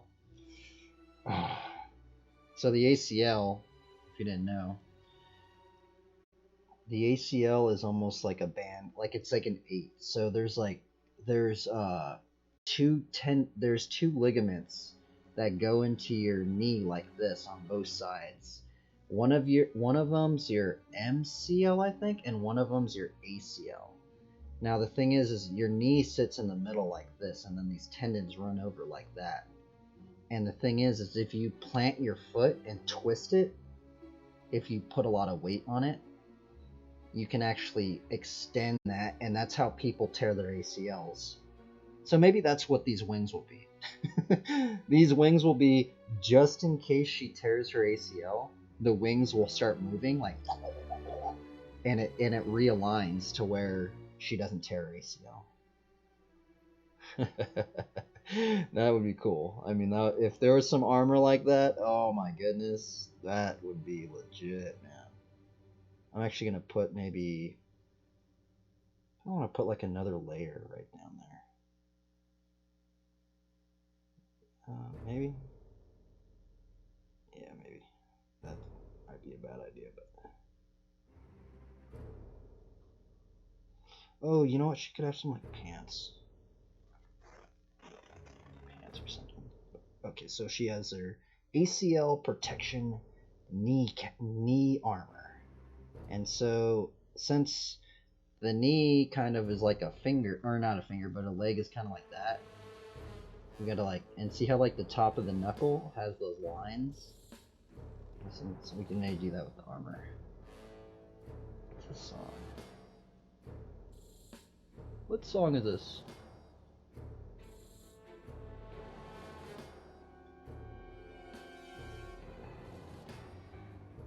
Screw it, let me listen to it. So, okay, so we're gonna do some flexible knee armor.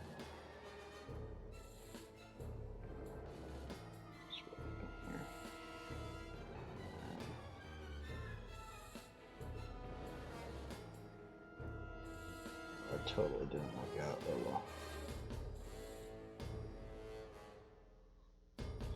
Oh, you know what? Maybe she could have a little dagger, like a throwing dagger right there.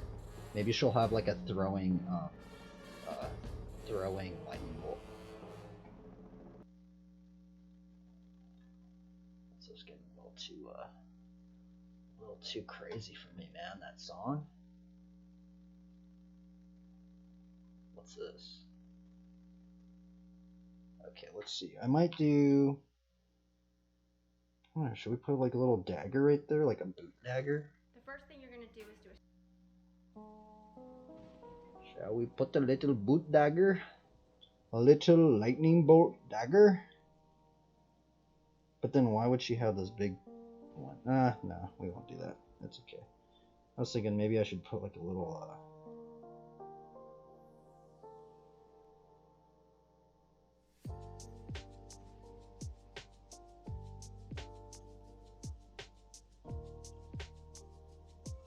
and let's see here, we'll push this out. Yeah, that's okay. I have to even this out now over here.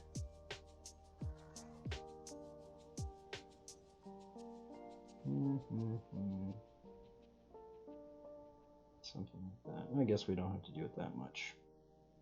Oh, I guess, see, this tangent right in here is getting kind of complicated. I should have drew through the form. That's why I have this line right here. It's supposed to be somewhat the same. So I guess we'll do like a little bit of this wing, just a little. Almost kind of make it look the same. Drop this down.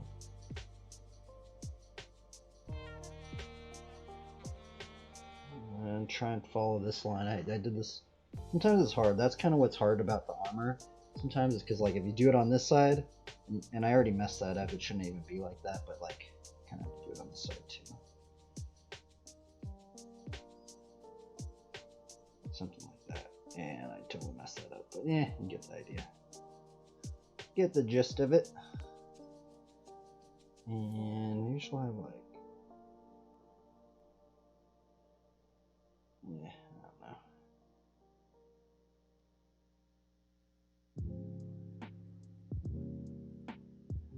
don't know. Let's put some shoelaces on her. She tied her shoes.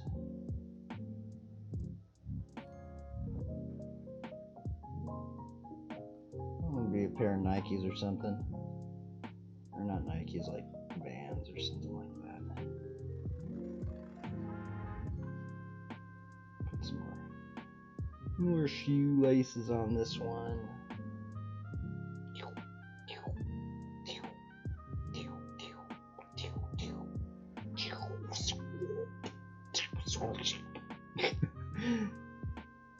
She's gonna have like normal sneakers on. She has like freaking armor and just normal sneakers or something. Oh, I totally messed that one up. We're gonna put another layer. Boom. She's got some Converse. She's got some something like that. I don't know. We're going with it though. I'm gonna take this one. We're gonna do some form lines. So, you know, if like you're a 3D modeler. We're say if like you were doing like a concept art for a 3D modeler, like they'd want some information. They'd be like, why? What does that shape look like? Alright man, I'm gonna put some lines in there for you. You can follow through it.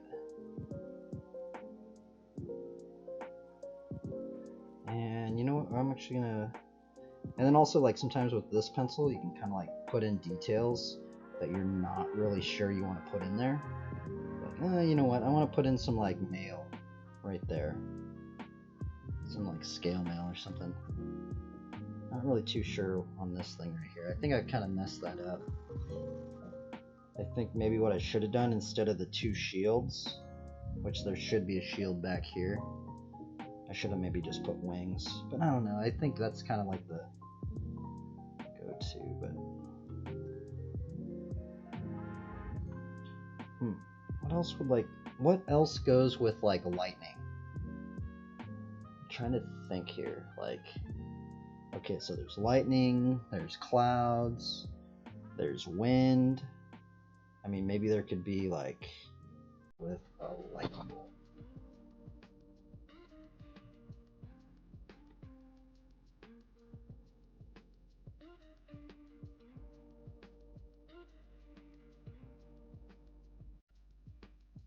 But that would be a gnarly sword. I mean, I'm not lying. That, dude, you're getting jolted by like bunch of lightning. I'm just gonna work on some hair right now. Sometimes I don't know what I'm gonna do, so I'm just like, all right, well, I don't know what I'm gonna draw.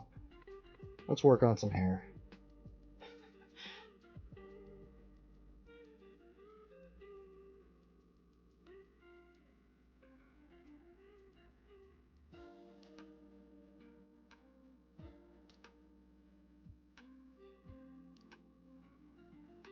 Oh, I guess we'll flesh some of these out.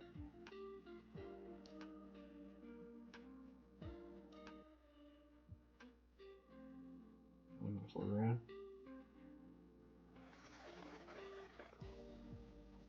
Do.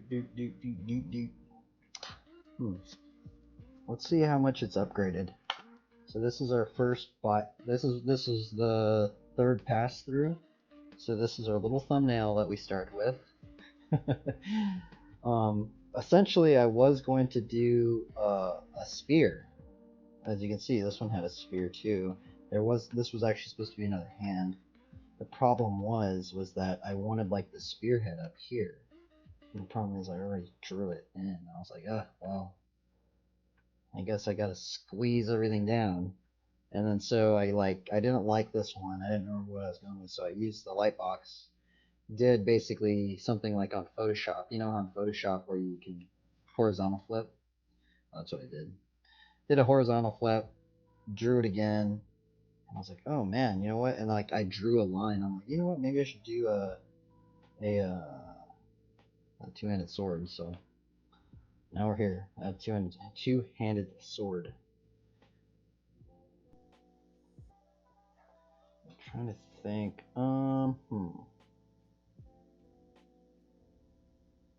I'm not digging this. This is like way too long, I think. It's like I should probably cut it down like a normal tabard in WoW. Actually, a normal tabard in WoW is like right here. It's probably because it doesn't get mixed up in the knee. Actually, you know, that would be funny. With this knee wing armor, maybe if her drapery gets caught in her knees, the little wings just start fluttering around, and it unwinds the drapery. That'd be funny. I think I'm just gonna flesh this stuff out. Oh, you know what?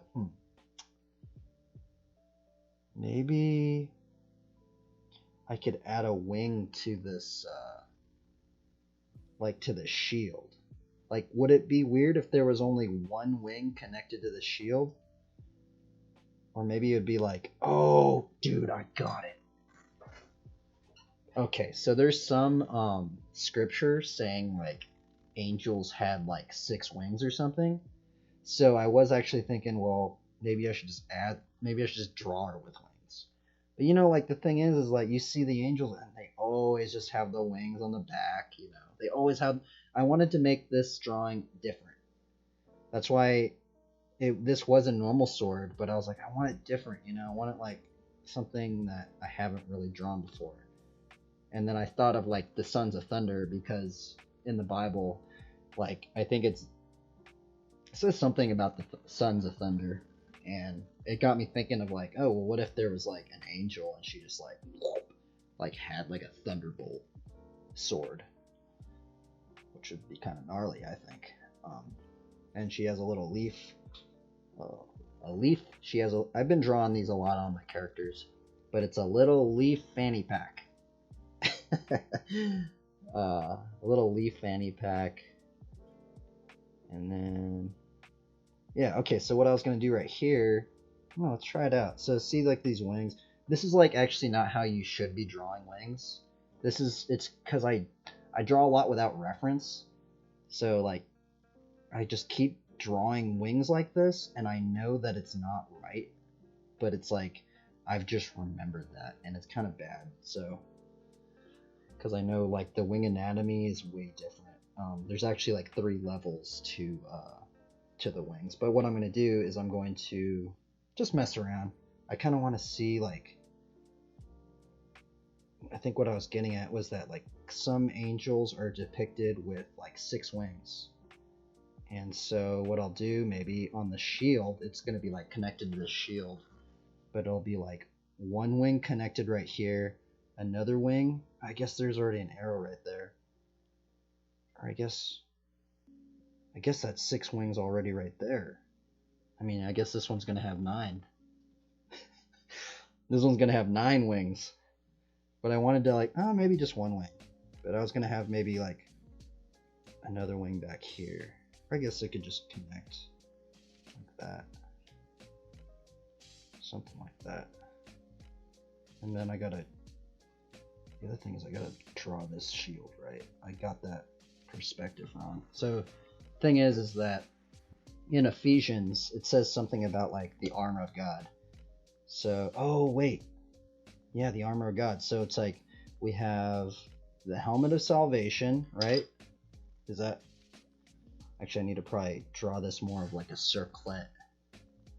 So, and if we go into how we were drawing, now see this circular thing right here is going to be kind of, I don't know if it's like this line or if it's this line, depending on the perspective. Her head seems a little tilted down, so I think it's actually going to be this line right here.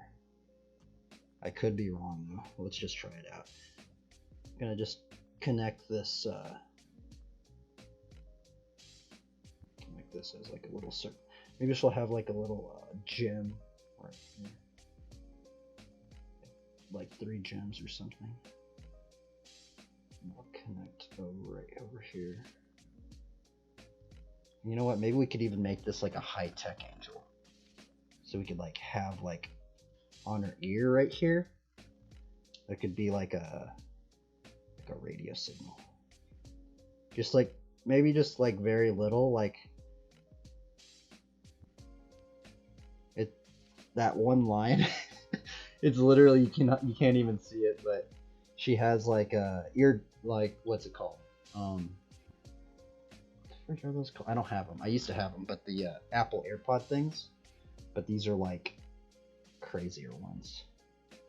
Because if you lose them, if you lose these Apple AirPods, they're not even Apple AirPods. These are Angel AirPods. It would be. I think it would be cool, hypothetically speaking. I mean, this isn't, like imagine if like they had wings, and like you lose them, and you're like, oh man, I lost my headphones, and then you're like, oh well, they have wings. Okay, you can fly them back to you. See, I love making like little stories, like when I'm doing like the characters, like just strange things. Oh yeah, that's what I was gonna do. I think I got this this shield a little wrong, or maybe I got this side wrong. It used to be on like that. I'm gonna have to think about like, okay, so there's just a slight. It's slightly tilted. It's not even that much. So I'm going to try and do it the same over here. So it's like, I'm going to roughly, I think. I messed it up by like 3 millimeters. And then supposedly there's supposed to be another wing behind this. It's gonna be very, I'm not even gonna draw it in, I'm just gonna like roughly draw it in. Something like that. I think I'm just gonna flesh this part out and just call it done. I feel like I'm just like, I'm at this point where I'm not really drawing that much. I'm just kind of just thinking like, oh well, maybe I should just do this or do that, and I don't really do anything else. I'm kind of one of those drawers now. I used to be like really about working for really long periods of time and just like fleshing things out, painting. I would work on paintings for months on end actually, but it's like I either became super ADHD where it's like I can't focus that much, and when I do focus, it's like I just get bored. I'm just like, okay, well I gotta just. At this point, I'd just give it to the inker or whatever. Okay, man, just can you ink this out for me, dude?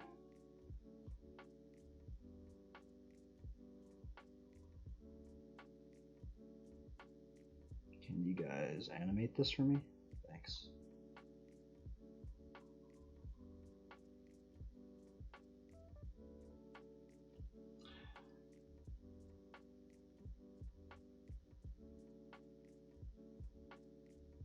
If I was at that level. But I think most artists nowadays, like, you kind of have to do everything.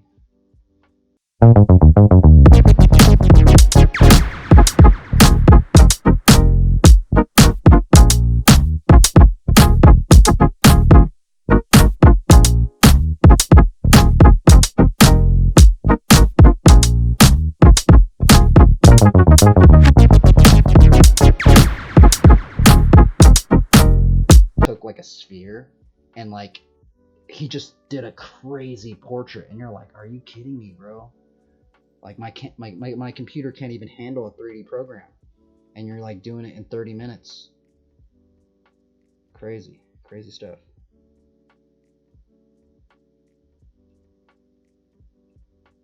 That's the other thing. What I kind of like about drawing with my hand, because I do like drawing with my hand. It's like you can just, it's like Photoshop. It's like, you know, you can just like move it really more easily to kind of get straight lines and stuff. But I don't suggest it, because the way you should do it is have like a good Lightbox drafting table thing, like the animators have. They actually have a the animators, they have what's it called? I think it's a drafting table. I think that's what it is. But like the old school guys, what they have is like they have a wood panel thing. It's a desk, and then they have their Lightbox, which this is my Lightbox, but they have their Lightbox like built into the desk on this circular thing, and they can move their Lightbox like this. And so kind of how I've done it ghetto-ly, I'm doing the ghetto way of doing it, is I've just, because I kind of saw what they were doing, and I was like, wait, that thing moves around? And so I was like, okay, well, you know, I guess you could do the same if you just hold it. It's kind of weird, but you know, something like that. Okay, let's just draw this wing. It's just a cheesy. I guess we'll do. Should we do 2 arrows? I guess we will. We'll do 2 arrows. And I've went into this like on other illustrations as well. Actually, the last illustration I went into, but in Ephesians, it talks about like if you read Ephesians about the armor of God, the part about the arrows. So supposedly the weapon of the devil is actually arrows, or actually in the King James version, they say darts and flaming darts. And it makes sense because, you know, like the lore of the paladin, you know, paladins wear armor. This is essentially a paladin, like a paladin subclass. And the thing is that paladins, they're not fully armored. You know, paladins right here, boom, you know, like if you shot an arrow right there, that would be a grave wound. Or right between there, or look even right here. That would be terrible. Oh, that's actually where this arrow almost was. That's so weird, actually, but yeah, see, like right in this little crevice right here, that would be a very bad area to get shot at. Well, that's why she has a synergy shield. That's why she has a shield of faith. But, yeah. So the thing is that the medieval knights, if you watch some of like the history documentaries or something, a lot of them, actually most of them, would carry around a dagger. It was called, it had a name or something, but honestly that was very feared to be on the battlefield. And there was actually a lot of, from what I've read, is that there was actually a lot of wrestling that knights would do. And the wrestling, because you know they're wearing this heavy armor, and they basically try and grab the armor, pull them down, and then what they do is they trip them up. So I think, you know, using the feet and stuff, they'd try and trip them up. And if you get them on the ground, they take their silver or their dagger or whatever. I don't know. It wasn't silver, but it was a dagger, a skinny dagger, and the dagger was meant to pierce those parts of the armor that wasn't fully protected. Which maybe she should have a dagger right there then, huh? So maybe we'll add in a boot dagger just because we talked about that.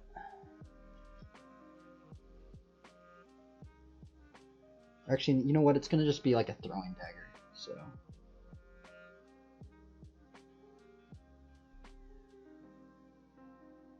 I'm just gonna draw a little throwing dagger. It's like really uncalled for, honestly. But I guess, I mean, if we go into the lore of knights and stuff, then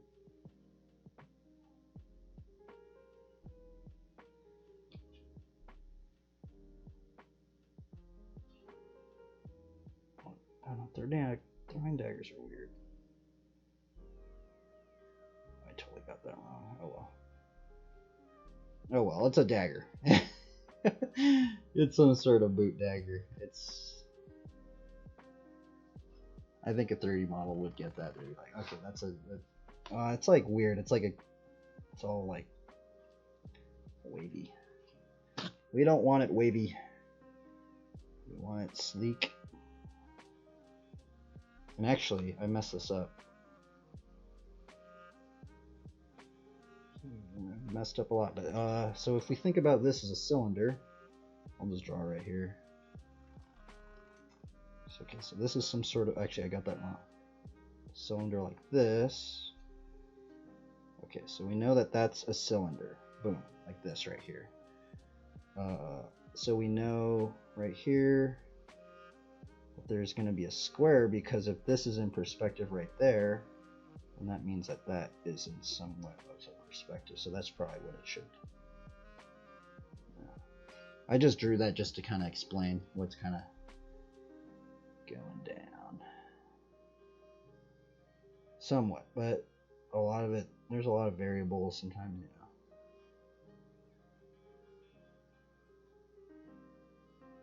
know. Oops.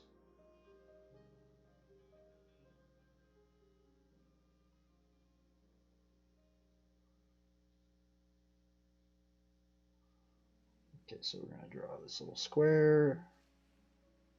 Even if it's like really subtle, sometimes like a little square knob just totally just indicates a lot of information.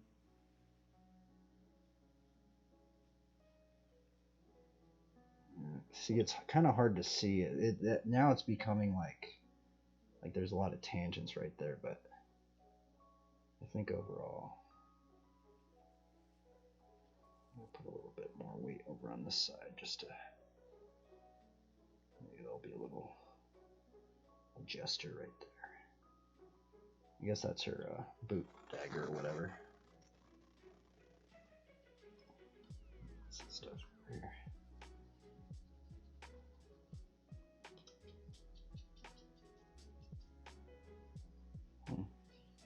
We should draw this, like maybe indicate a little bit of the shield over here. Just a little bit. Just kind of show that that is actually a shield. Actually, I got that wrong. Okay, so we draw a line. I don't know if I should have them like exactly centered. I'm trying to follow the same line right here. Just quickly just gonna draw this thing. See, that's actually that's actually a hard shape to get in perspective, because you have to bend it down. So it's actually like that. It doesn't look right, but it's supposed to be like that. Huh, interesting. This one, let's draw that one right over there, so we know the end of the shield, it's like somewhere right there, right? But then it kind of creates a tangent right there sometimes, so that makes more sense. Okay, yeah, and then we split that in half. Sometimes you got to draw through the forms and stuff, but that's why I already knew that this part was going to be super complicated. Complicated.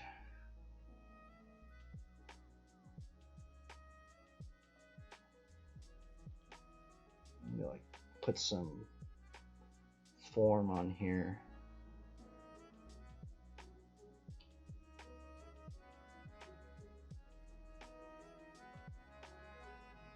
Actually, you know what? There's going to be, so see how there's like, okay, so here's another thing. On my armor, I try and do like the same little, okay, so it doesn't really seem like it, but there's this little, what's it called? Sphere thing.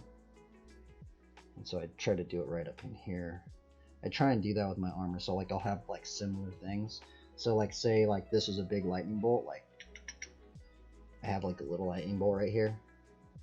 And then there's like a little cloud.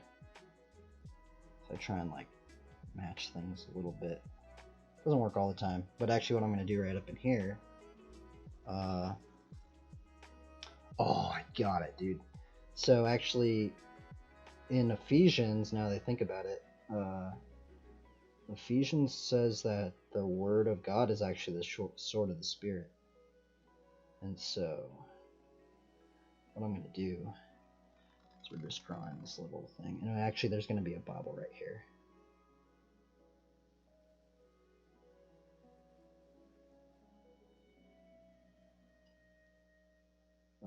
Actually, I got to think about how is this going to be in perspective. I think it would be like this, but it could be pretty little.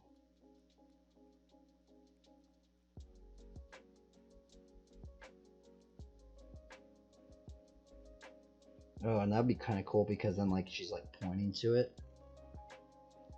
So I gotta, I'm like kind of, this is like getting really complicated over here, so I don't know.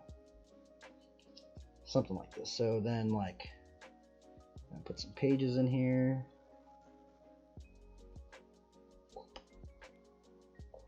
Should be a lot of pages, but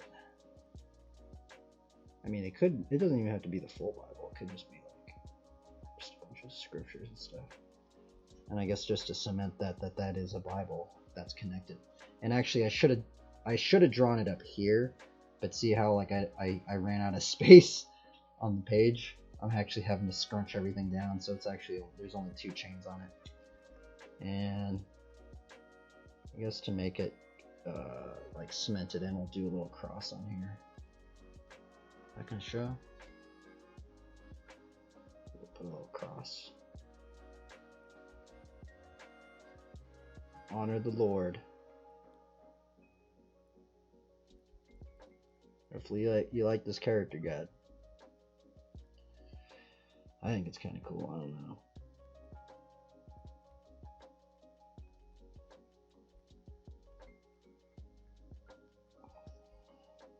So, okay, so we got helmet of salvation, breastplate of righteousness, the belt of truth,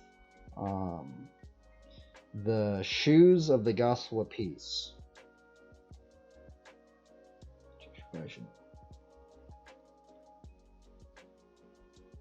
Okay, shoes of the gospel of peace. We got the shield of faith, and then we got the sword of the Spirit, which is the word of God.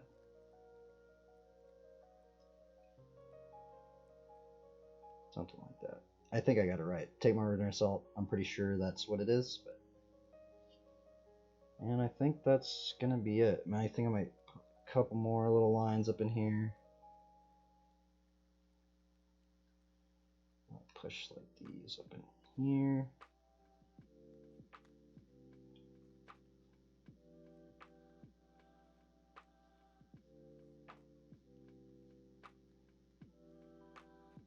There should be another one over in here.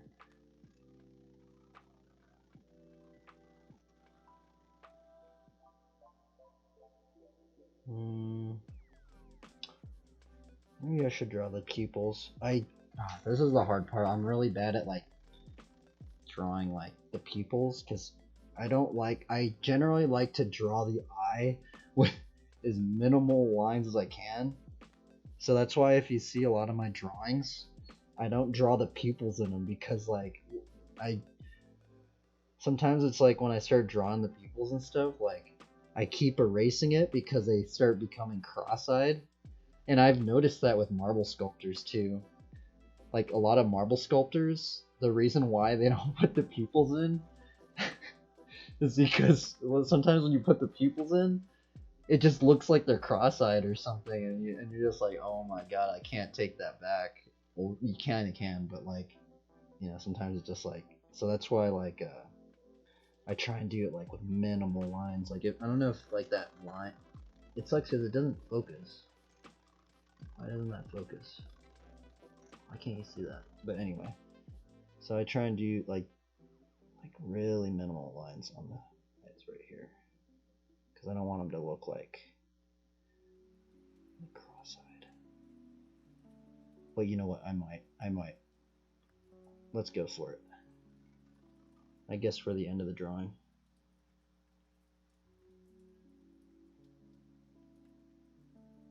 But first, pupil. I try and do like one side where, so I'm trying to imagine that the light source is down here.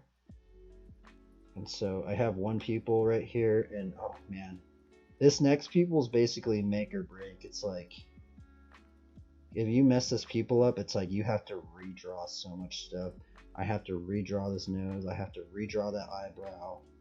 Sometimes even the edge of the face. I don't even want to put that pupil in, honestly. I just very faintly do it. Kind of worked out. That one's always nerve-wracking, and I kind of like mess this mouth up too. I should have like a little bit of a grin.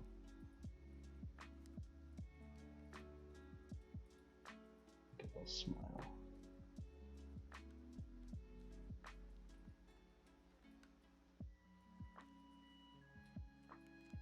I guess maybe I could have like, I don't know.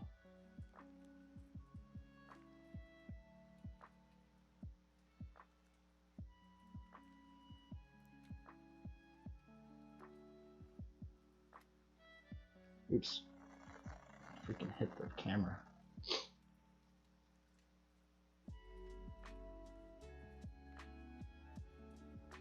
Okay. I'm going about done with this character. I'm kind of bored now. But this would be a good now, like, I guess maybe I should just flesh this shield out a little bit more. I keep saying I'm done with this character, but I'm just gonna push 2 more lines.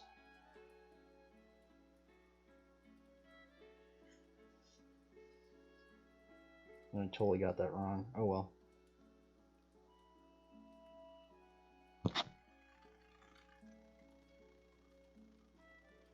Something like that. Somewhat of a good warm-up. Yeah, after this, like, from this one you can like take it in and,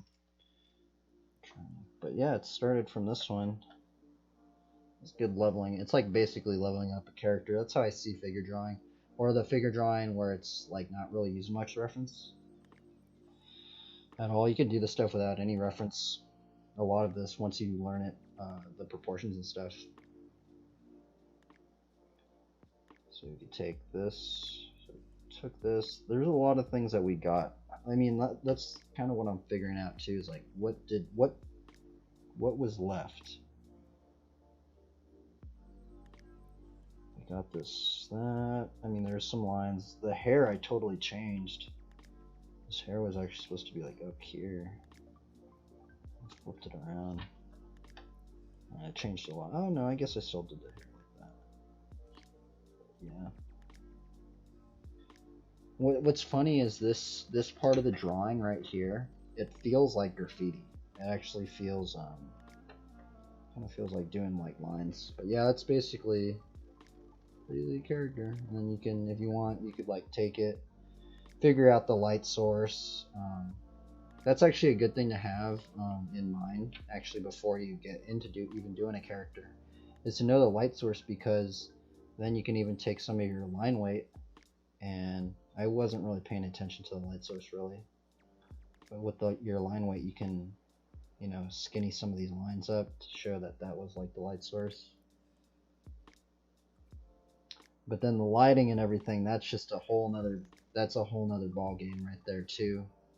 I mean, if you really wanted to get it down, I mean, this isn't what like comic book artists do and stuff, but like say I was gonna do a Magic the Gathering painting or something, I'd actually take the sketch, I'd actually 3D model it out with clay or Super Sculpey. If you make a framework, it's kind of like you could take a piece of wood right here, and then you put a rod right here with epoxy, like that, and then you have another rod right here, like say like that. So that would be like your base. I have one somewhere. I don't know where it is, but I used to use it for paintings. And then from that, you take that, and then you put more epoxy, and then you put wire right here. And then see how like everything I did right here, you would basically frame it out, proportion it out, do the line of action with the wire, and then 3D it out with Super Sculpey. And I'd probably, if I was gonna do a Magic the Gathering painting, that's probably what I'd do.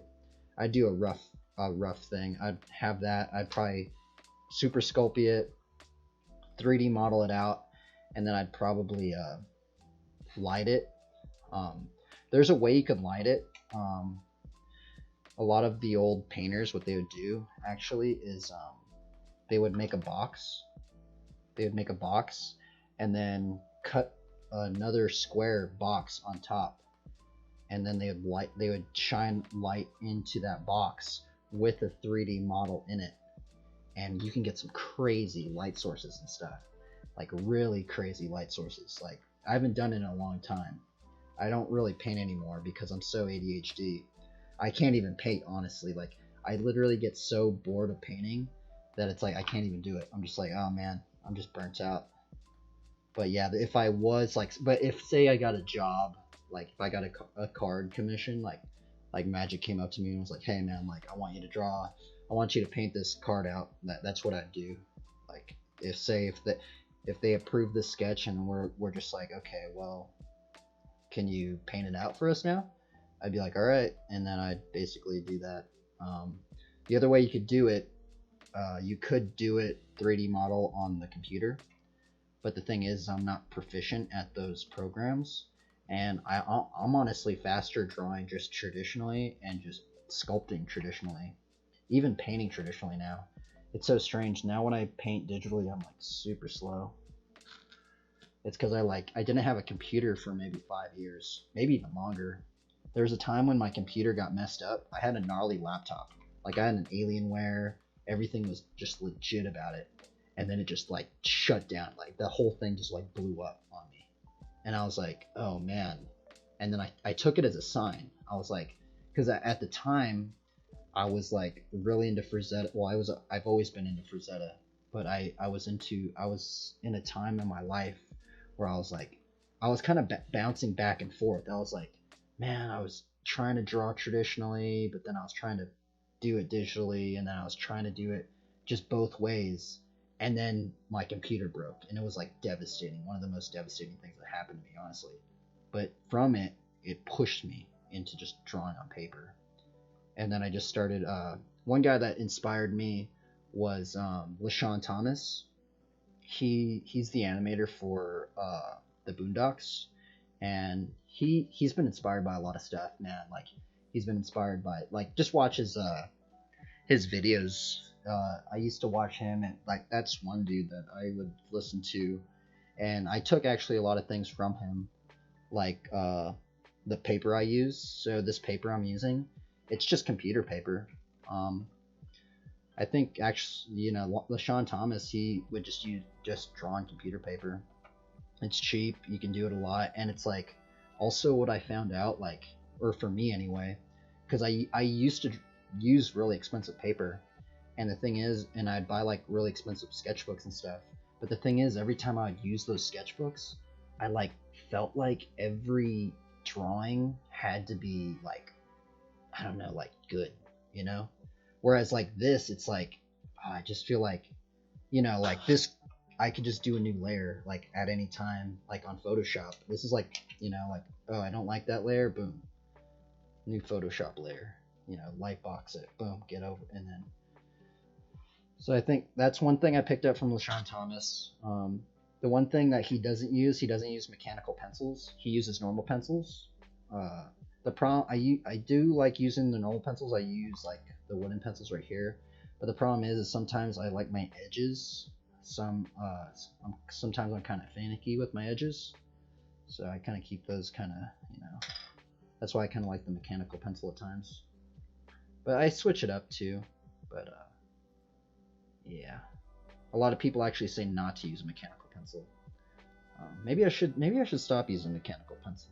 A lot of people say not to use a mechanical pencil, but I don't know. Anyway, I think I might play some games or something.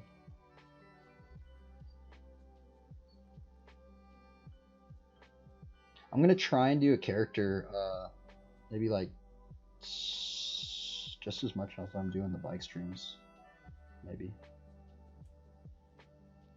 But yeah, I've been trying to put way more energy into my bike, just because of what I was told in Long Beach, that's another thing I guess I'll go over, just for anybody that's gonna watch this, is that there was a time when I would just draw all day, every day. I loved it. And I probably would still be doing that. And I used to live in Long Beach, and I just draw in like Barnes and Noble and like coffee shops all the time. And I met this older gentleman, and he was just he told me, I don't know how we got in the conversation. I think he saw me drawing and riding my bike, and he was just like saying to me like, I'm always going to be able to draw, like even when I get old. Like, I mean, you see Mobius, like the artist Mobius, he drew until, probably his last couple months of living. He was probably 80 something when he was still drawing, and he was drawing amazing at that age. And there's a bunch of other people too, like, John Wayne Waterhouse, Alphonse Mucha, even Frazetta. He had a stroke and he was still drawing even into old age. But there's been so many artists, when they were old, they were still able to draw. And the thing is that he told me, I'm always going to be able to draw probably, but I'm not always going to be able to ride my bike and use my body. And I was like, that's so strange. And it didn't hit me until later. And so that's why, some people go, oh man, why are you riding your bike so much? Like, why are you doing that? Like, and so that's honestly the reason, is because that older gentleman, he basically told me to, basically use my body up, because I'm not always going to be able to do that. So that's actually shifted a lot of my energy into riding my bike instead of drawing. Anyway, probably gonna just chill out. I don't know if I'm gonna be streaming the WoW stuff. Maybe I will. I don't know if I'm even gonna play WoW. So anyway. Well, anyway. Farewell to whoever watches this. I'm gonna try and do more drawing streams, but yeah, I'm gonna try and do one daily, or not daily, but 6 days a week maybe. Anyway, farewell. Do your best. Have fun. You know what it be. Team Elohim.